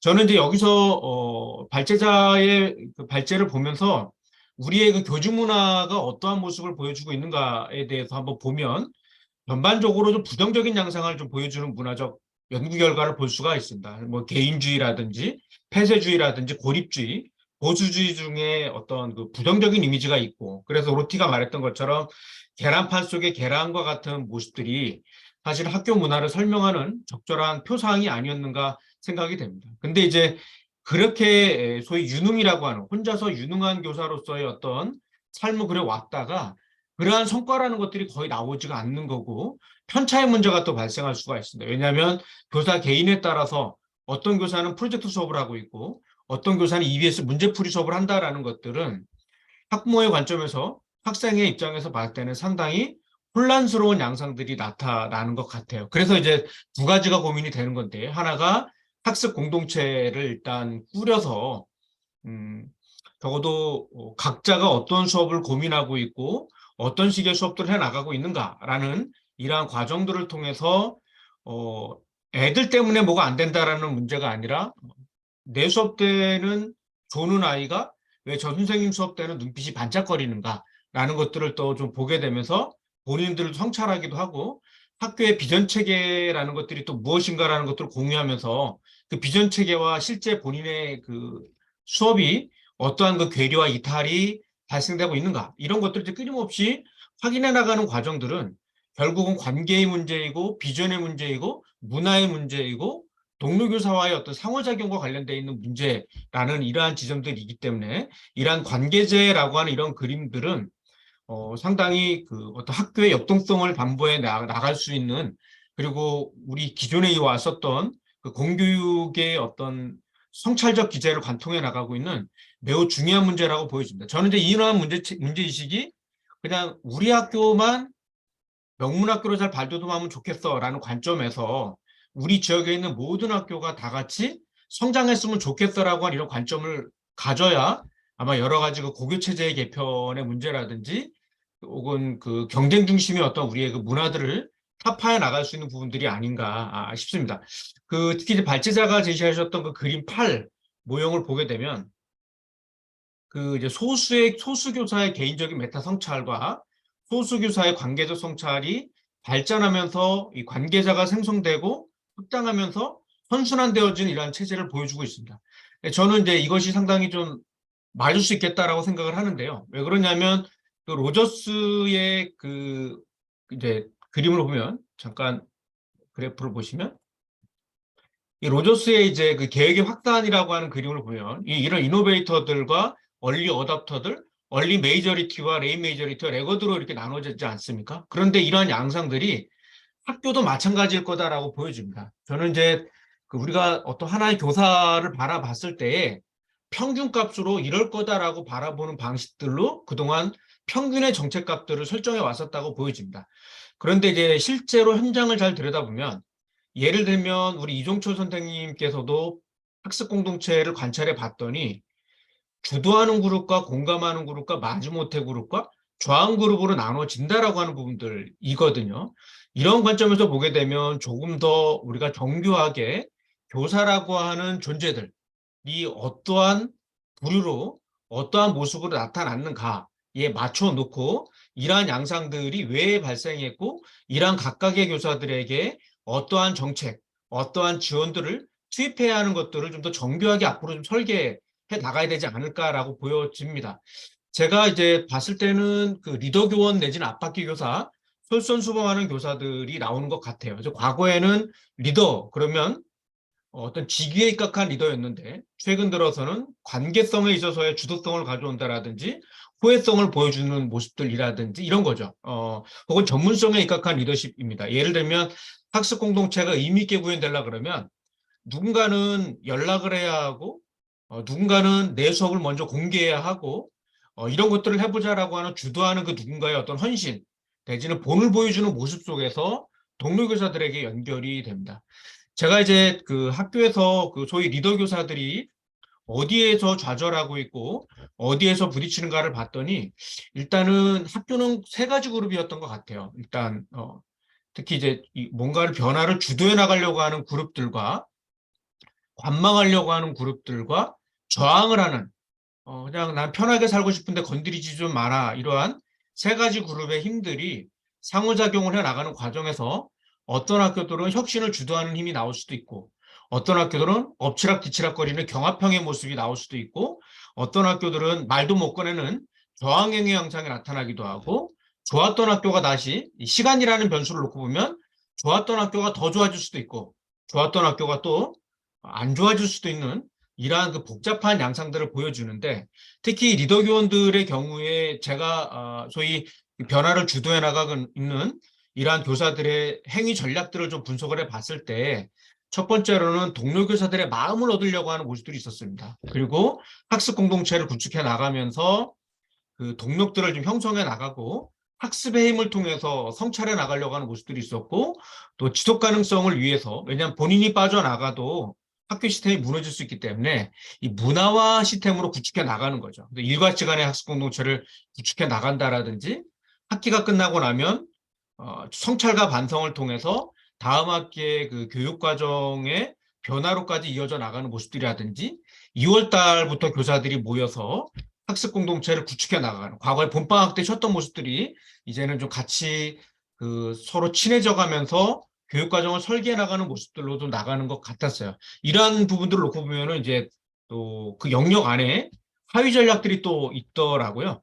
그 인간적으로 다가서는 모습, 어려운 일을 본인이 도맡음으로써 또 인정투쟁을 얻어 나가려고 하는 어떤 모습들이라든지 학생을 중심에 놓고 판단해 나가는 모습들이라든지 왜냐하면 그것이 자칫하다 보면은 민주주의를 가장한 편의주의로 흘러갈 수 있기 때문에 이러한 어떤 노력의 과정들 안에 실천의 과정에 학생의 성장이 있는가 없는가를 판단해 나가는 모습들이 있었던 것 같아요. 그래서 이러한 리더 교원들이 일정하게 출연했는 과정들을 좀 보면 그들조차도 또 다른 누군가에게 영향력을 받았던 그것이 이제 학습 공동체의 힘이었고 본인들에게 영향력을 줬던 선배 교사들 내지는 동료 교사들이 있었던 것 같아요. 그래서 이 공동체에서 더 웬만한 것들을 한 3, 4년 정도 있으면 다 배우는데 이 사람들이 그 공동체를 떠나지 않고 또 있어요. 왜 그런가 물어보면 내가 그동안 성장해 왔었던 것들을 이제 누군가에게 다시 공유하겠다라는 이야기들로 풀어내더라고요. 그런 의미에서 보면은 이성애 선생님께서 제시하셨던 이러한 교사 간의 상호작용을 통해서 의미 있는 변화를 만들어내고 그것이 또 다른 하나의 학교의 형태들을 또 만들어 나가는 문화라든지 이런 것들이 만들어지는 발생론적 관점에서 나름의 설명력이 상당히 좀 있다라고 좀 보여집니다. 그런데 이제 제가 봤을 때는 이러한 행위자성이라고 하는 것들이 들어왔을 때 학교라고 하는 공간 안으로 이제 놓고 보면 어디까지는 그것들이 정말 잘 발현이 돼서 하나의 그 형태 발전까지 나가는 이런 모습들이 있기도 하고 어떤 영역들은 전혀 손도 못 대는 뭐 입시 영역 같은 경우가 마찬가지겠죠. 그런 과정에서 일정하게 타협을 해 나가거나 타협의 수준이 낮게 이루어지거나 높게 이루어져 나가는 이런 모습들이 있는 것 같았어요. 예를 들면 각종 법률이나 시행령 조례를 포함한 규제와 지침의 영역들이 있었을 때, 코로나19 상황에서 중앙정부의 지침이 들어왔을 때 아무리 논의를 하다가도 그 지침 하나에 그냥 다 무력화되는 이러한 양상들이 또 나타나기도 하죠.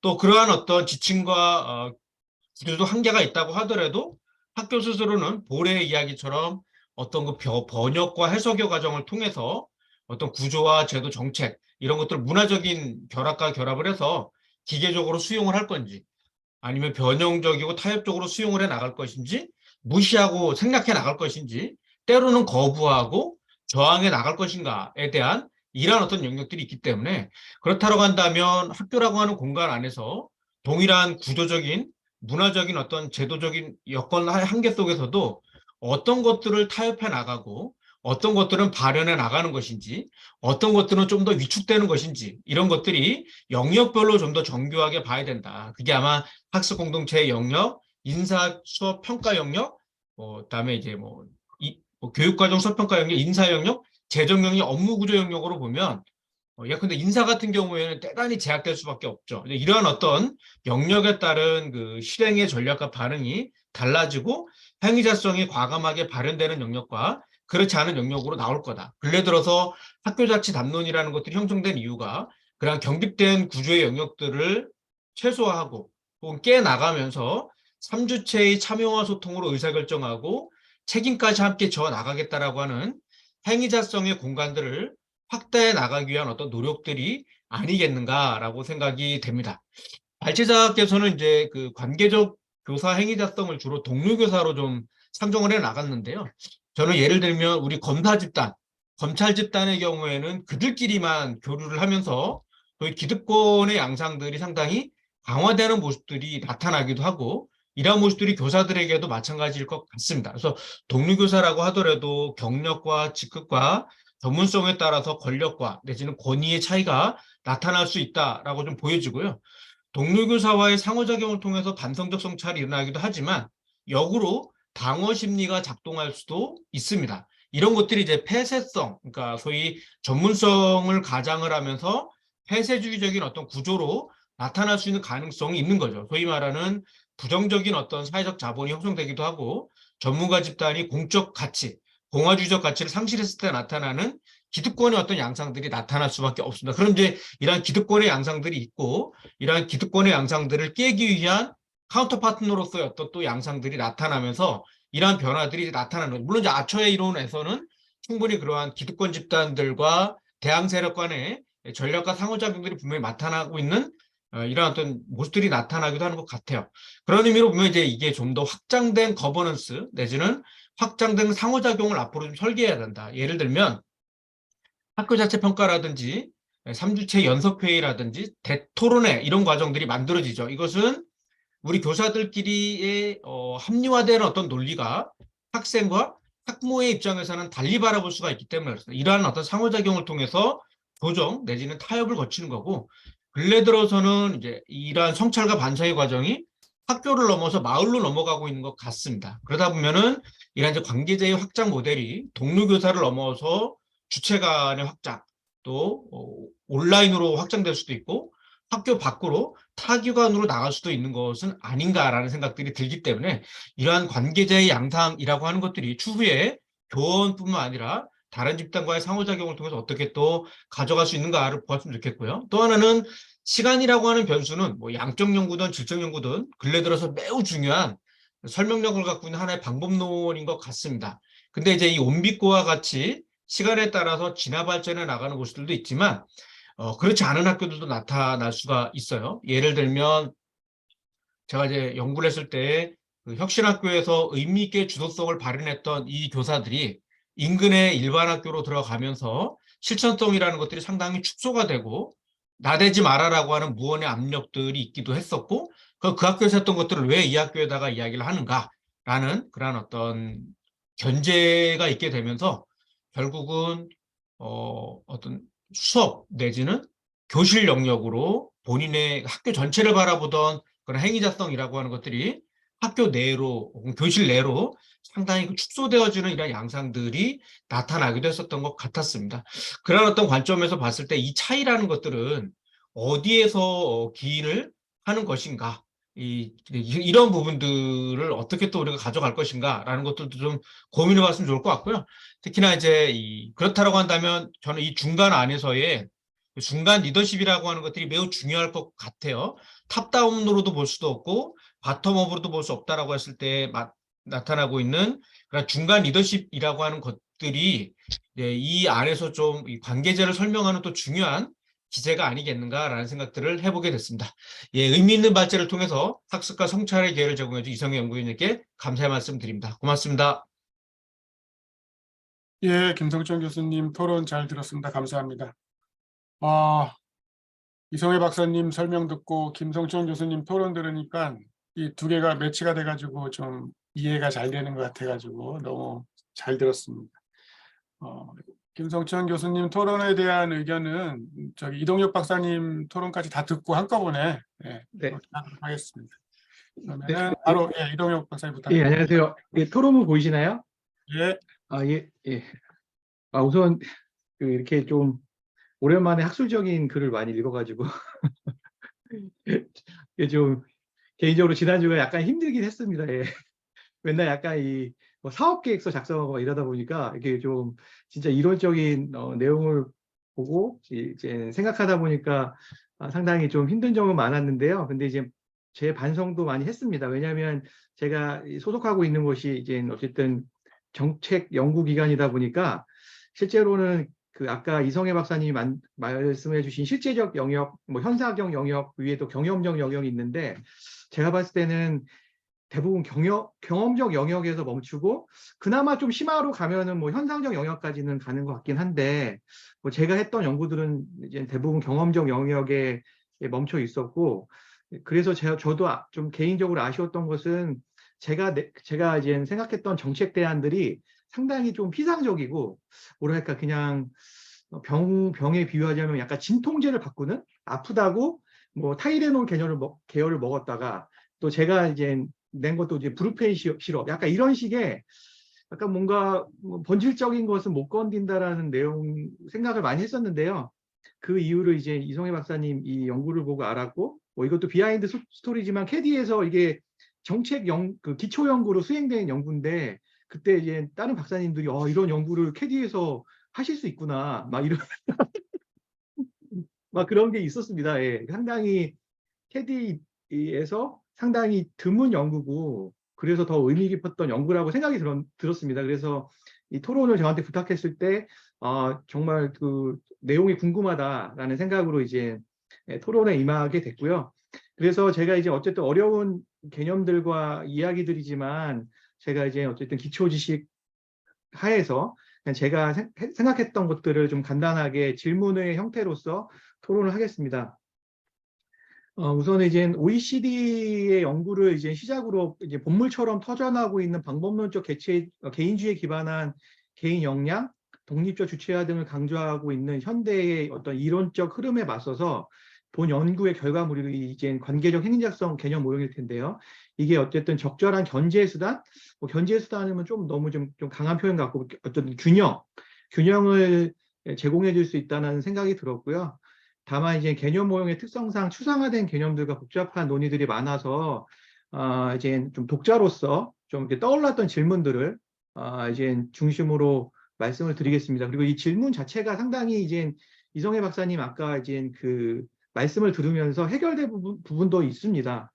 있는데 어쨌든 그 질문을 중심으로 말씀을 드리겠습니다. 첫 번째는 관계제가 존재할 수 있는가에 대한 부분인데요. 연구자가 역량교육에 대해서 아래와 같은 비판을 소개했습니다. 개인학습자 한 명이 교육의 중심을 둔 개념이고 따라서 그동안 뭐 일부 학자들은 역량교육이 개별학생이 처한 사회적, 경제적 이런 것들을 전혀 고려하지 않고 뭔가 무균화된 사회, 그 다음에 뭔가 허구의 이미지에 기초했다 이런 이제 비판을 한 걸 소개하셨고 저도 기본적으로 그 이성애 박사님이 여기에 대한 비판의식은 같이 갖고 있다라는 생각이 들었는데 근데 이제 무분야된 사회 상정이라든지 허구의 이미지의 기초라는 비판은 교사 간 관계제 창출의 조건에 대해서 말씀하셨잖아요. 그래서 공동학습을 통한 참여자들의 개인적 사회적 정체성 실명화, 비도구적 동기, 호혜성에 따른 규칙에 따른 행위, 완전한 공유, 시간의 흐름에 따른 정교와 관계자 성찰과 관련해서도 좀 동일한 비판을 가할 수 있지 않을까. 그래서 이러한 조건 하에서 관계제가 만들어진다면 그런 출현 가능성은 매우 희박할 거라는 생각이 들었고요.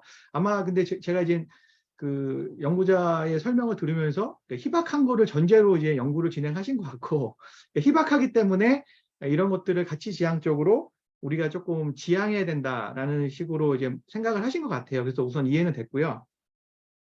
그 다음에 이제 관계자가 우리가 지향해야 하는 선인가의 문제인데요.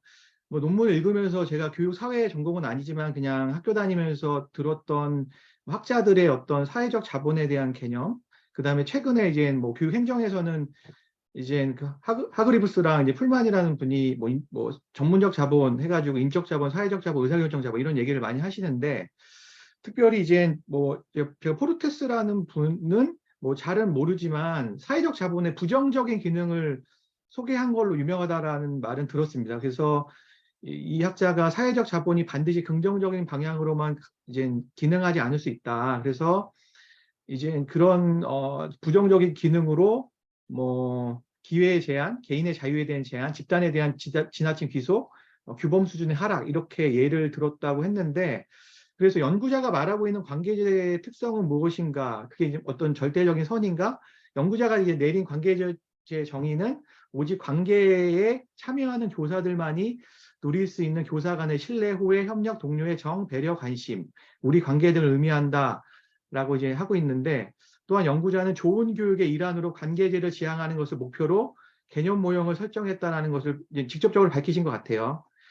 근데 이제 개인적으로 제가 좀 어디에 딱 가슴이 좀 막혔냐면, 오직 관계에 참여하는 교사들만이 누릴 수 있는 이런 문구에서 좀 관계제가 가지고 있는 좀 강한 배타성을 좀 느꼈어요. 근데 이게 그냥 직관적인 느낌이죠.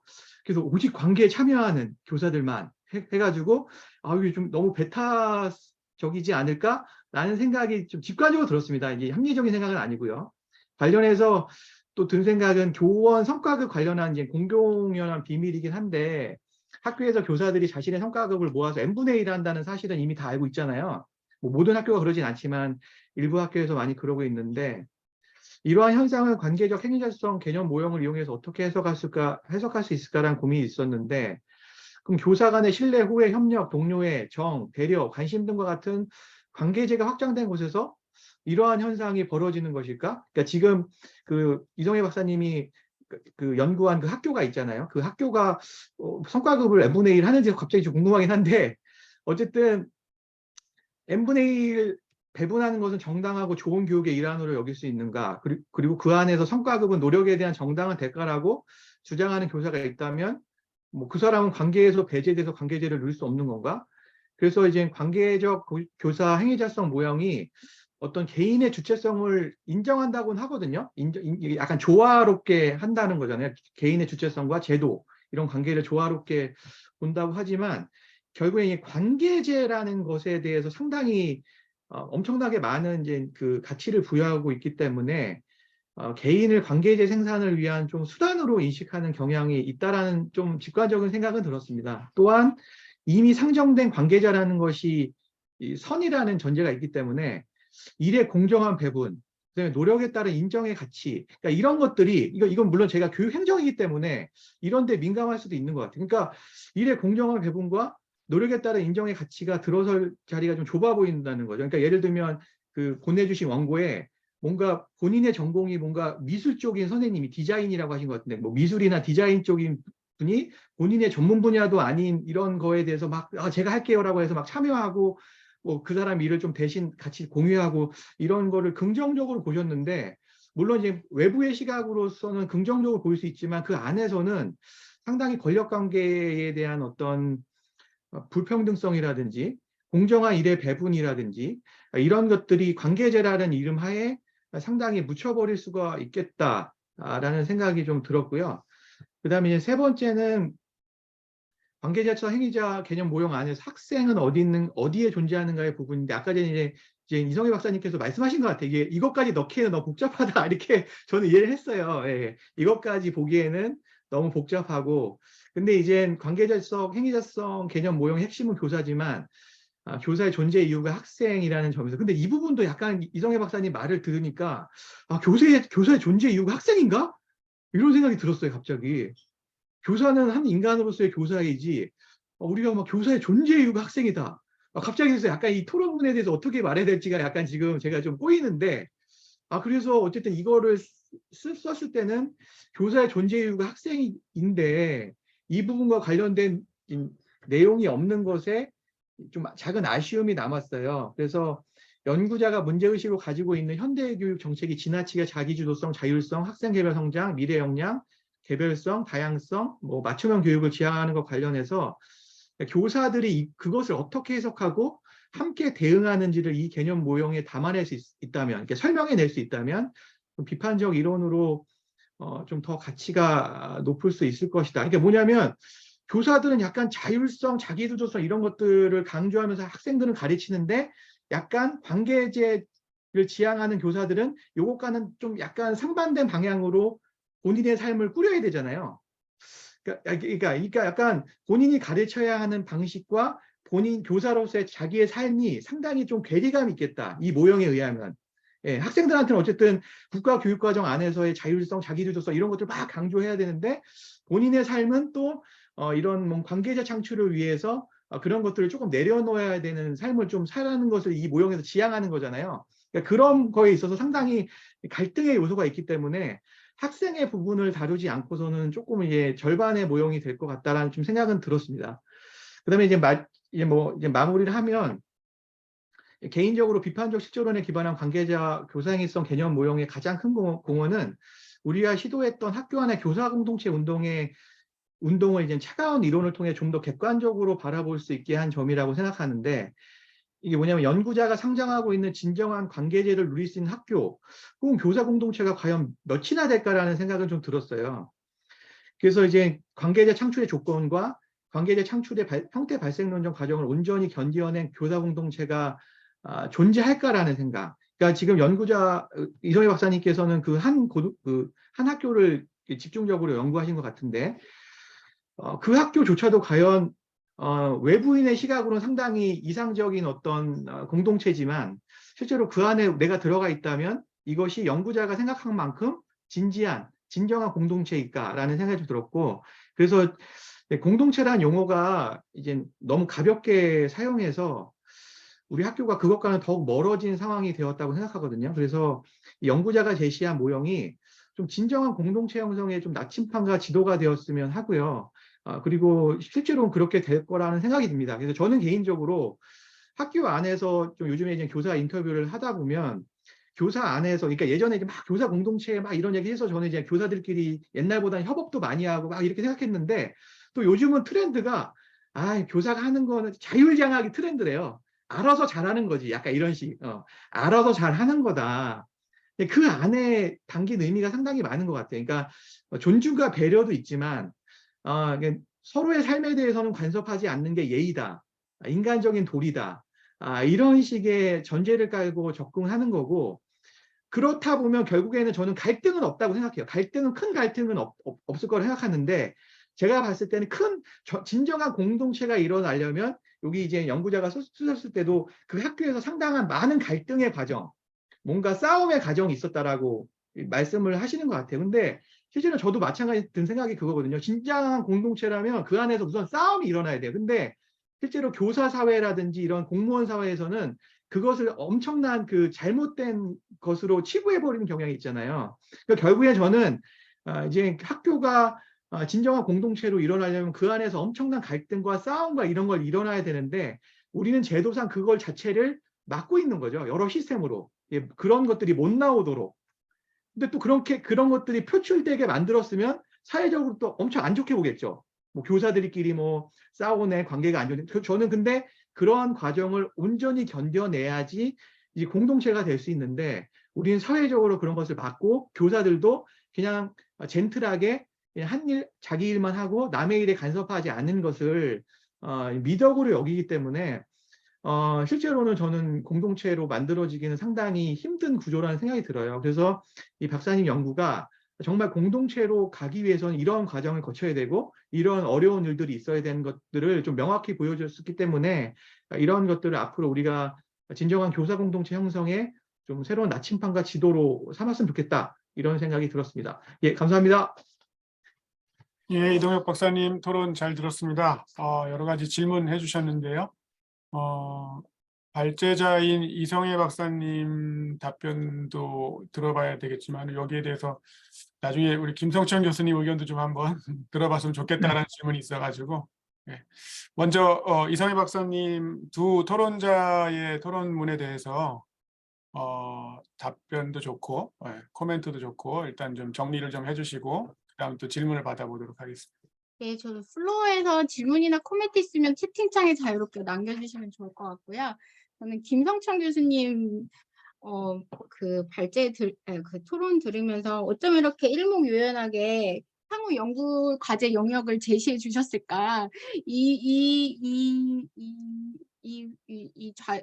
청중들 가운데 혹시 논문 주제를 잡고 있지 못한 분들이 계시다면 이 영역으로 진짜 박사 논문을 써도 되겠다라고 생각할 만큼 잘 영역을 잘 정리해 주셔서 감사하고요. 그다음에 그 교사는 이동혁 박사님 얘기죠. 교사는 인간인데 학생이 있어야만 존재해야 되니까 이 질문이 굉장히 중요한 질문인데 교사와 학생은 필연적 관계입니다. 그러니까 교사와 학교도 필연적 관계고요. 그 상대가 없으면 존재할 수 없는 존재입니다.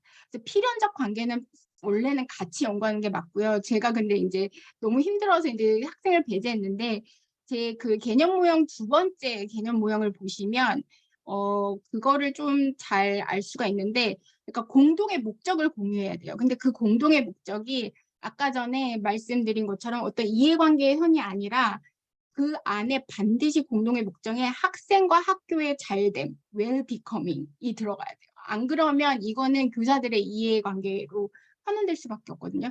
그래서 저는 그 공동의 목적을 공유하는 것이 굉장히 중요하다. 근데 그 공동의 목적에 반드시 학생과 학교가 들어가야 된다. 왜냐면 필연적 관계이기 때문에요. 그래서 학교에서 애들을 잘 못 가르치면 나중에 뭐 가정에서도 애들을 방치하고 그러면 애들 다 이제 안 낳고 이제 그럼 학교 폐쇄되고 이제 이런 거 아니에요?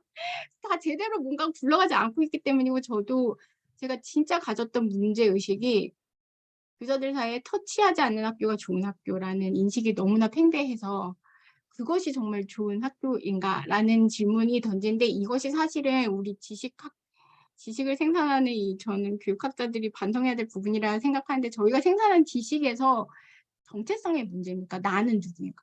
정체성의 문제인데 이게 세 번째 개념 모형에 들어가 있습니다. 사실은.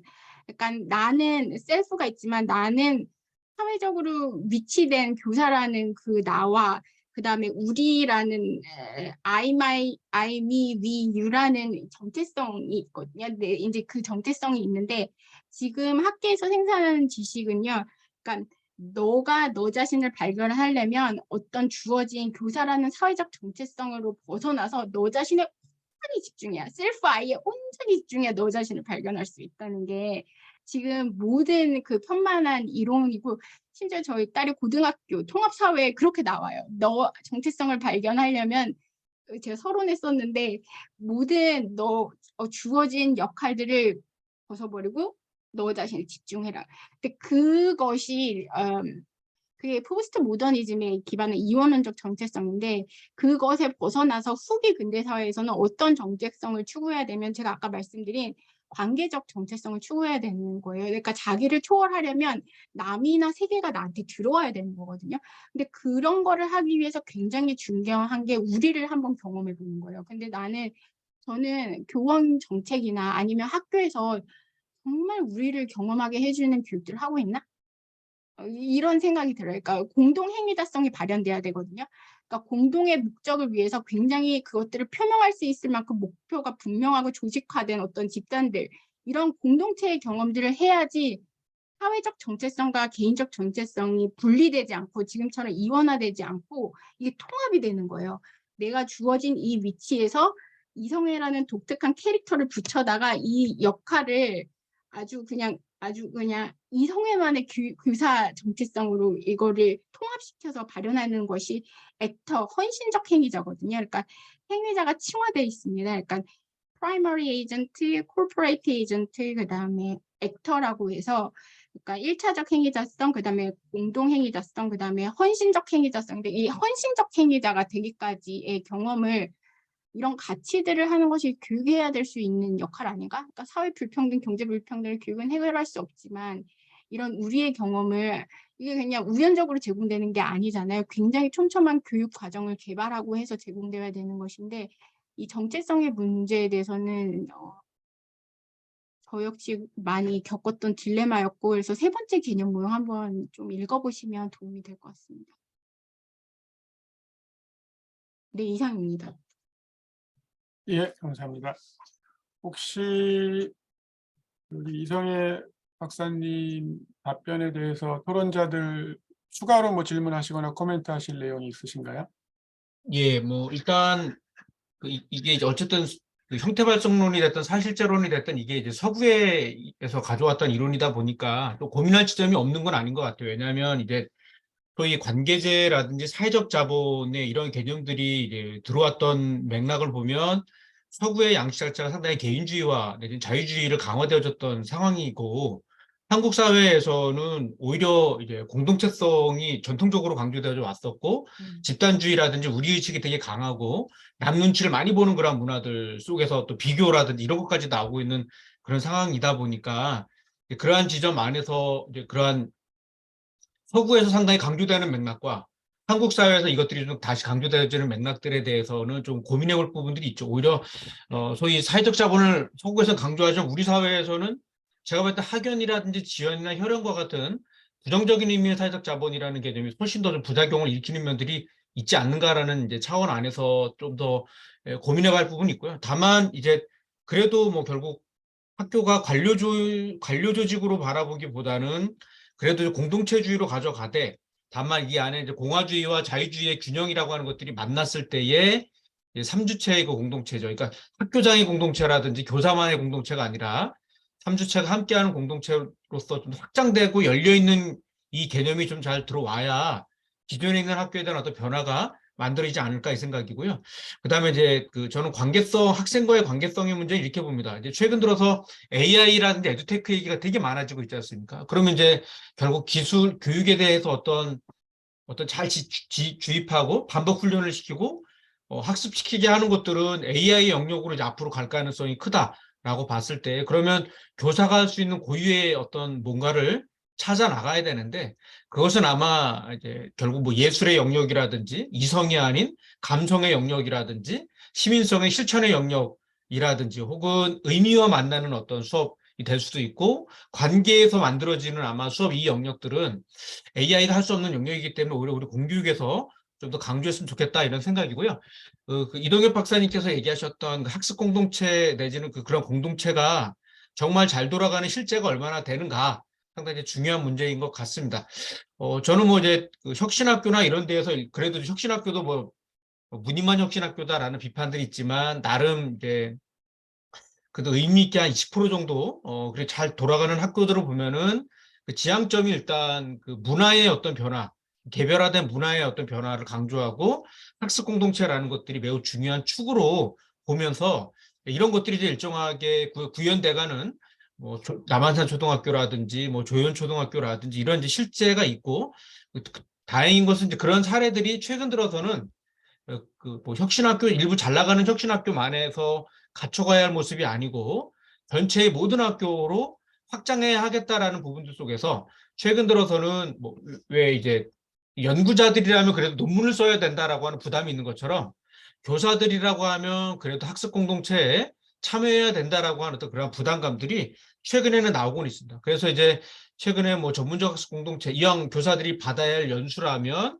학교 안에서 공동체를 꾸리고 그것들을 이제 학점화 연수로 인정해주는 이러한 흐름으로 나가고는 있는데 가장 경계해야 할 모습은 형식주의인 것 같습니다. 근데 아무리 자발적으로 돌아갔던 거라고 하더라도 이거를 하면은 뭐 인센티브를 줄래, 연수 점수를 인정을 해줄게, 뭐 이런 이제 방식들로 가다 보니까 내실 있게 진행되는 그룹들이 있기도 하고 형식주의로 운영이 되면서 서류상으로 문서상으로 또 작동되어지는 이러한 양상들이 분명히 나타나고 있고요. 또 이동 박사님께서 얘기하셨던 것처럼 학습 공동체가 의미 있게 혹은 뭐 공동체로서의 모습으로 나아가려고는 하는 거나 그러나 이제 여전히 그 시장 기제적인 메커니즘의 정책들이 있기 때문에 이러한 구조들이 들어왔을 때 늘 긴장을 만들어내거나 공동체성을 구현해 나가는데 좀 방해되는 부분들이 나타나기도 하죠. 예를 들면 이제 복위학점제 같은 것들이 되게 강조가 되고는 있는데 최근 들어서 다과목에 대한 요구들이 있거든요. 그런데 어떤 분들은 세 과목을 가르쳤지만 보상 기제가 없습니다. 근데 어떤 분들은 뭐 이제 세 과목에 되게 다양한 과목을 가르칠 수도 있고 어떤 분은 나 한 과목만 가르칠래라고 했을 때 이런 보상 기제가 없는 건데 그럼 이제 두 가지 접근이겠죠. 하나는 그래도 아이들의 성장을 위해서 우리가 그리고 힘든 것들을 감내하면서 헌신해 나가면서 가야 된다라는 요구가 하나 있을 수 있고 아니 다가 못 가르친 교사들에게는 그래도 거기에 따른 뭐 수당이라든지 이런 보상 체계가 있어야 되지라는 부분들이 있는데 현재는 죽두밥도 아닌 것 같아요. 공동체도 아니고 또 이렇게 뭐 의미 있는 보상 체계가 만들어지는 것도 아닌 상태에서 가다 보니까 그런 문제들이 결국 교사 간의 갈등으로도 이어지는 사례가 종종 있는 것 같습니다. 이상입니다. 예, 고맙습니다. 자, 그러면은 오늘 발표자 토론자 2회에 참여하고 계신 분들이 여러 분 계신데 질문 있으신 분들 질문을 한번 받아보도록 하겠습니다. 채팅창에 질문을 올려주셔도 괜찮습니다.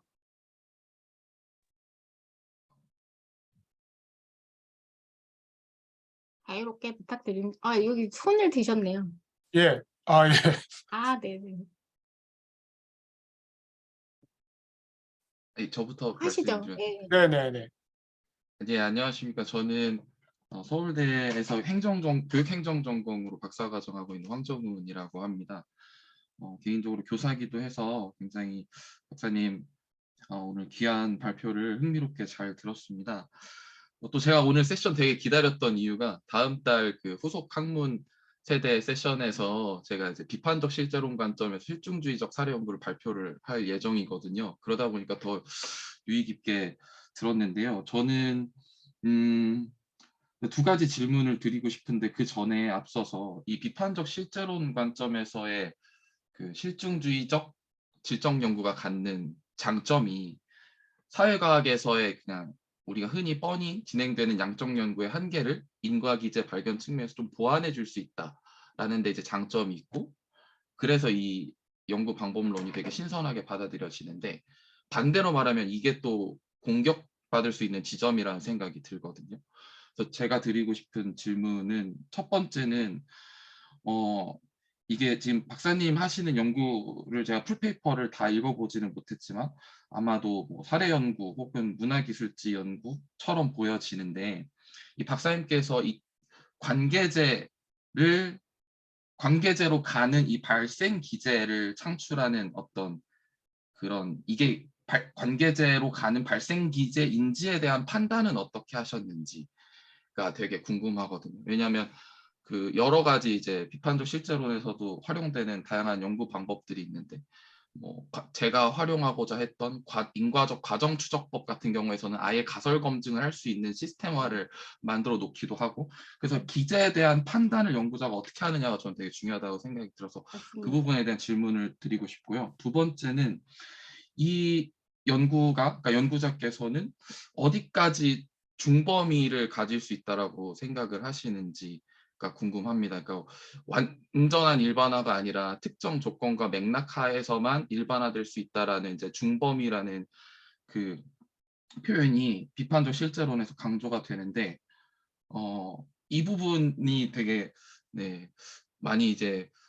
일반적인 양적 연구하시는 분들이 공격할 수 있는 지점이라고도 생각이 들어서 저도 개인적으로 이 비판적 실제론 관점에서 연구하면서 이 두 가지 질문에 대한 고민을 늘 하고 있는지라 박사님께서 어떻게 생각하고 계시고 어떻게 연구하시는지 좀 배우고자 질문 드립니다. 감사합니다. 네. 선생님 너무 반갑고요. 선생님 공부 많이 하셨네요. 일단 첫 번째 실증주의.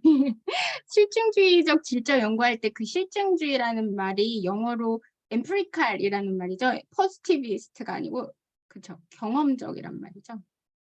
네. 네네네. 인과 기재의 장점을 밝힐 수 있다. 그 되게 중요한 질문이에요. 발생 기제를 어떻게 판단하느냐. 이거 진짜 저도 엄청 혼돈스러웠거든요. 일단은 이론을 이렇게 엄청 파요. 이론을 파면은 이제 나오잖아요. 근데 여기서 관계적 성찰이나 뭐 개인적 성찰이나 사회적 관계가 이게 발생 기제의 구조다라는데 이게 어떻게 작동하는 방식이나 해서 이제 이거를 저 혼자 한 게 아니라 공동 연구진이 있었어요. 그래서 질적 연구를 담당하신 박사님이랑 계속해서 이거를 저희가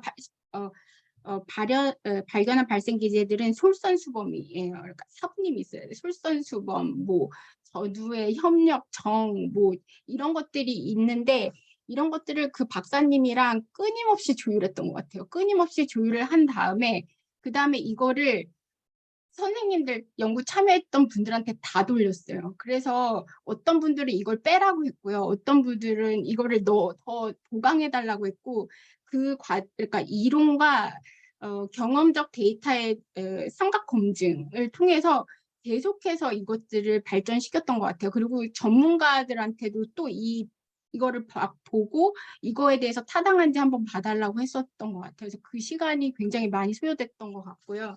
이 발생 기제는 항상 잠정적일 수도 있는 것 같아요. 그러니까 어떤 조건 하에서 이 발생 기제가 어떤 교육적 사건을 일으켰다라는 건데 사실은 비판적 실제로는요 연구 방법론은 아니에요. 그러니까 사회과학 철학이고요. 철학인데 이 메타 이론을 어떻게 이걸 교육학에 교사들에게 현장 친화적인 용어로 바꿀 것인가라는 문제, 그 다음에 이거를 이론으로 어떻게 교육학 이론을 발전시킬까라는 문제가 있는데 그래서 비판적 실제로는요 사실 굉장히 다양한 접근 방식을 취해요. 양적 연구의 실증주의적 방법도 취하고요. 인과 기제를 설명할 수만 있다면 어떤 연구 방법도 괜찮아요. 근데 방금 말씀하신 멀튼의 중범위 이론은 굉장히 포지티비즘, 실증주의에 가까운 그런 비판적 실제론의 한 부류예요.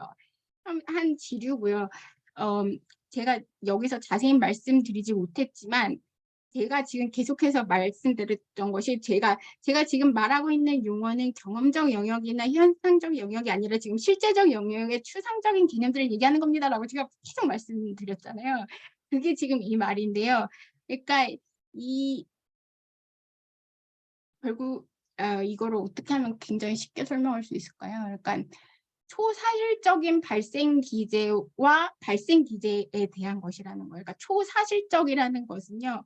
이게 경험적으로나 사건이 일어나든 말든 이것들이 존재한다는 거거든요. 실제로 존재한다는 건데 그렇기 때문에 일반화될 수 있는 거예요. 이거가 이해가 되실까요? 제가 이거를 더 잘 설명할 수 있게 노력해 볼게요. 근데 아무튼 그 멀튼의 중범위 이론은 이렇게 포지티비즘에 가까운 거고요. 진짜 비판적 실제론을 온전히 담아내는 것들 이런 것들은요 초사실적인 발생 기제를 설명할 수 있는 거예요. 약간 네 이거에 대해서 저 12월 3일에 저도 교육행정학회에서 역행 추론을 적용한 이제 혼합 연구 방법 해서 그때는 연구 방법에 대해서 다룰 거거든요. 이거에 대해서 살짝 다룰 거예요. 예, 그래서 혹시 관심 있으시면 동국대에 들으러 오십시오. 예. 황정훈 선생님 답변이 됐습니까? 예, 감사합니다. 저도 그날 오전에 발표 잘하고 오후에 세션 들으러 가겠습니다. 감사합니다. 그러시군요. 네네. 이규빈 선생님 손 드신 거 맞죠? 네, 맞습니다. 예, 질문 좀 해주세요. 네, 안녕하세요. 저 서울대학교에서 교육사회학 전공하고 있는 이규빈이라고 합니다. 이성엽 박사님 발표 감사합니다. 잘 들었고요.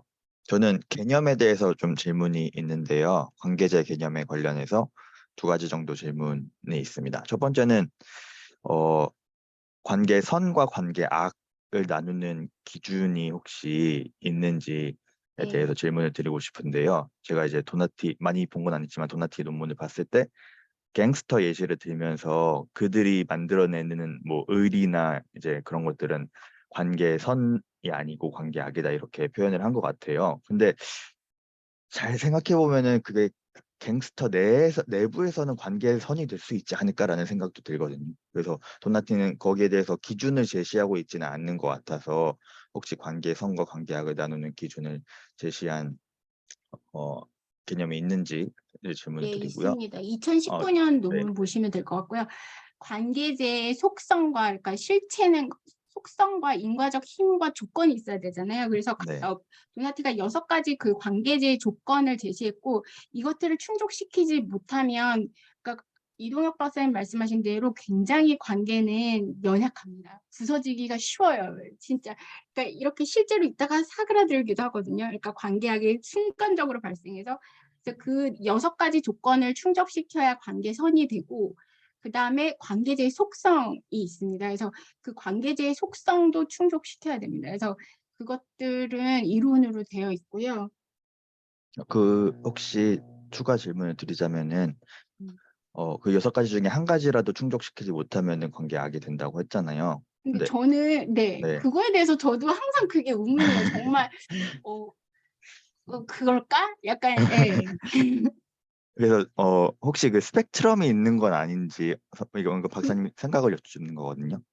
관계의 그거 선, 악딱 스펙트럼. 두 가지 구분할 수 있을 수도 있지만 뭐 이렇게 단계로 설명할 수도 있지 않을까 이런 생각도 들어서 그거 굉장히 좋은 시각 같아요. 굉장히 좋은 시각 같아요. 그러니까 그 6가지 조건 중에 정체성을 공유해야 된다는 게 있거든요. 그러니까 나를 까야지 그 다음부터 관계가 만들어지는 거예요. 근데 그리고 뭐 호혜성의 규칙에 대해서 한다. 나 관계적 성찰에 대해서 한다는데 관계적 성찰의 정도가 진짜 선생님들마다 달라요. 네. 네. 근데 이제 그 관계적 성찰의 정도가 다르지만 옆에서 선생님들이 하는 걸 보고 특히 그 애들이 변하는 걸 보고 선생님들이 변하거든요. 그래서 관계적 성찰을 배우고 자기들이 그걸 또 실천하기도 해서 스펙트럼으로 보는 거 좋은 것 같아요. 만약에 그래서 사실 저는 관계제 지수를 개발했었거든요. 네, 그러니까 네. 그 그러니까 조직을 평가할 때 관계를 평가해야 된다. 그래서 그 관계를 아질도식 해가지고 했는데 그거를 그쵸 스펙트럼으로 볼 수 있죠. 네, 좋은 것 같습니다. 네. 그 두 번째 또 질문을 드리자면은 이건 용어에 관한 질문인데 아까 사회적 자본 얘기하시면서 사회적 자본은 뭔가 주고받는 거래의 개념으로서 작동하기 때문에 관계제랑은 다른 개념이다라고 하셨는데 관계제의 이제 번역이 relational good이잖아요. 근데 그렇게 네. 재화라는 용어를 네. 사용한 이유가 있을지 궁금하거든요. 왜냐하면 재화라는 용어 자체의 느낌이 뭔가 거래 가능하고 주고받을 수 있는 어떤 것이라고 생각이 드는데 굳이 이제 도나티오 아처가 relational goods이라는 용어를 사용한 이유가 있는지 여쭙니다. 있습니다. 사회적 경제적 가치도 창출할 수 있겠지만 사회적 부가가치를 창출한다고 하거든요. 그러니까 사회적 자본은요, 그러니까 재화로서도 그러니까 제가 2장에 써놨는데 관계제는 사회적 가치를 창출합니다. 신뢰, 협력 이런 것들이 사회적 부가가치가 되거든요. 그래서 그렇기 때문에 그게 재화로 보는 거고요. 사실 저도 번역할 때 보면 relational goods랑 relational good이랑 막 이렇게 되게 혼동되게 써가지고 저도 이걸 어떻게 해야 될까라는 고민을 엄청 많이 했었는데 사회적 관계로 구성된 재화입니다. 네. 이거에 대해서 제가 쓴 게 잘 생각이 안 나는데 한번 2장을 참조해 보시기 바랍니다. 네, 감사합니다. 예, 고맙습니다. 또 다른 질문 있으신 분 말씀해 주세요.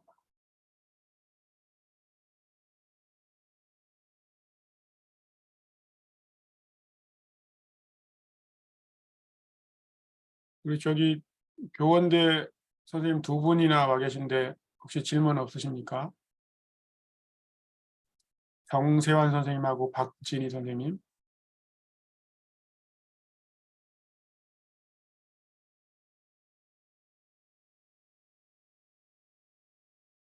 그렇게 조용하죠. 발표를 잘못했나요? 발표를 잘하셔가지고 질문이 없는 거 아니에요?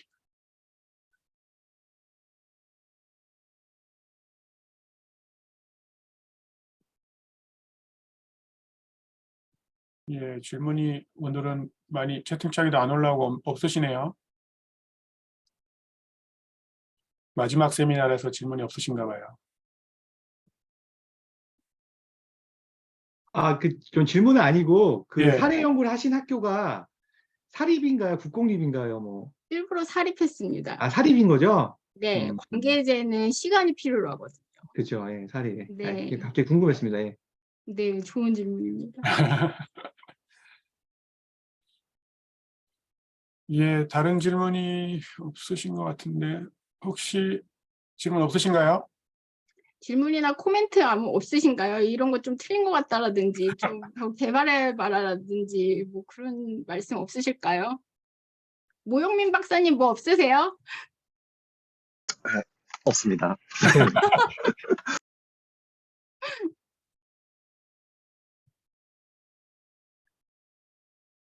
제디 정유리 박사님은 질문 없으세요?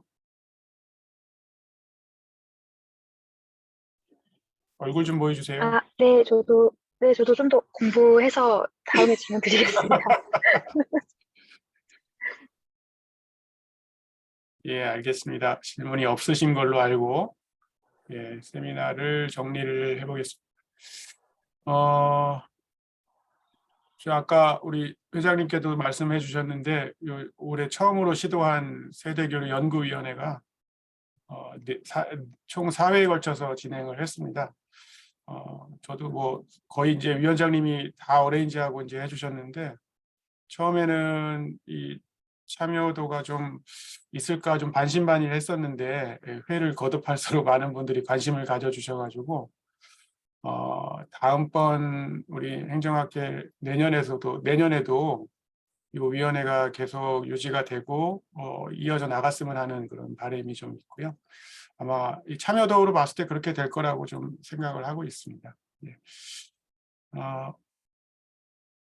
회장님 마지막으로 한 말씀 뭐 하실 말씀 있으십니까? 아유, 뭐 특별히 뭐 할 거 없고요. 오늘 너무들 고생하셨다는 말씀 꼭 드리고 싶습니다. 그리고 이런 좀 새로운 어떤 전통이랄까? 전통은 사실은 승계되고 이어져 나가면서 또 풍부성을 갖추는 것 같아요. 그래서 전통이 만들어지려면 연속성 개념이 중요한 것 같아서 하여간 뭐 차기 회장님이 내년 학회 운영은 전적으로 그분의 또 비전과 철학에 따라 또 운영이 되겠습니다만 이번에 세대교류위원회 좀 지속적인 뭐 유지 발전 뭐 이런 거는 좀 제가 개인적으로 부탁을 꼭 하도록 하겠습니다. 다시 한번 오늘 발표해 주신 이성희 박사님과 두 분 토론자님 그리고 참석해 주신 회원님들께 감사하다는 말씀 전해 올립니다. 고맙습니다. 네, 고맙습니다. 예, 그러면은 세대교류 연구위원회 4번째 세미나 여기서 마치도록 하겠습니다. 감사합니다. 고생하셨습니다. 감사합니다. 수고하셨습니다. 네, 감사합니다. 좋은 주말 보내세요. 감사합니다.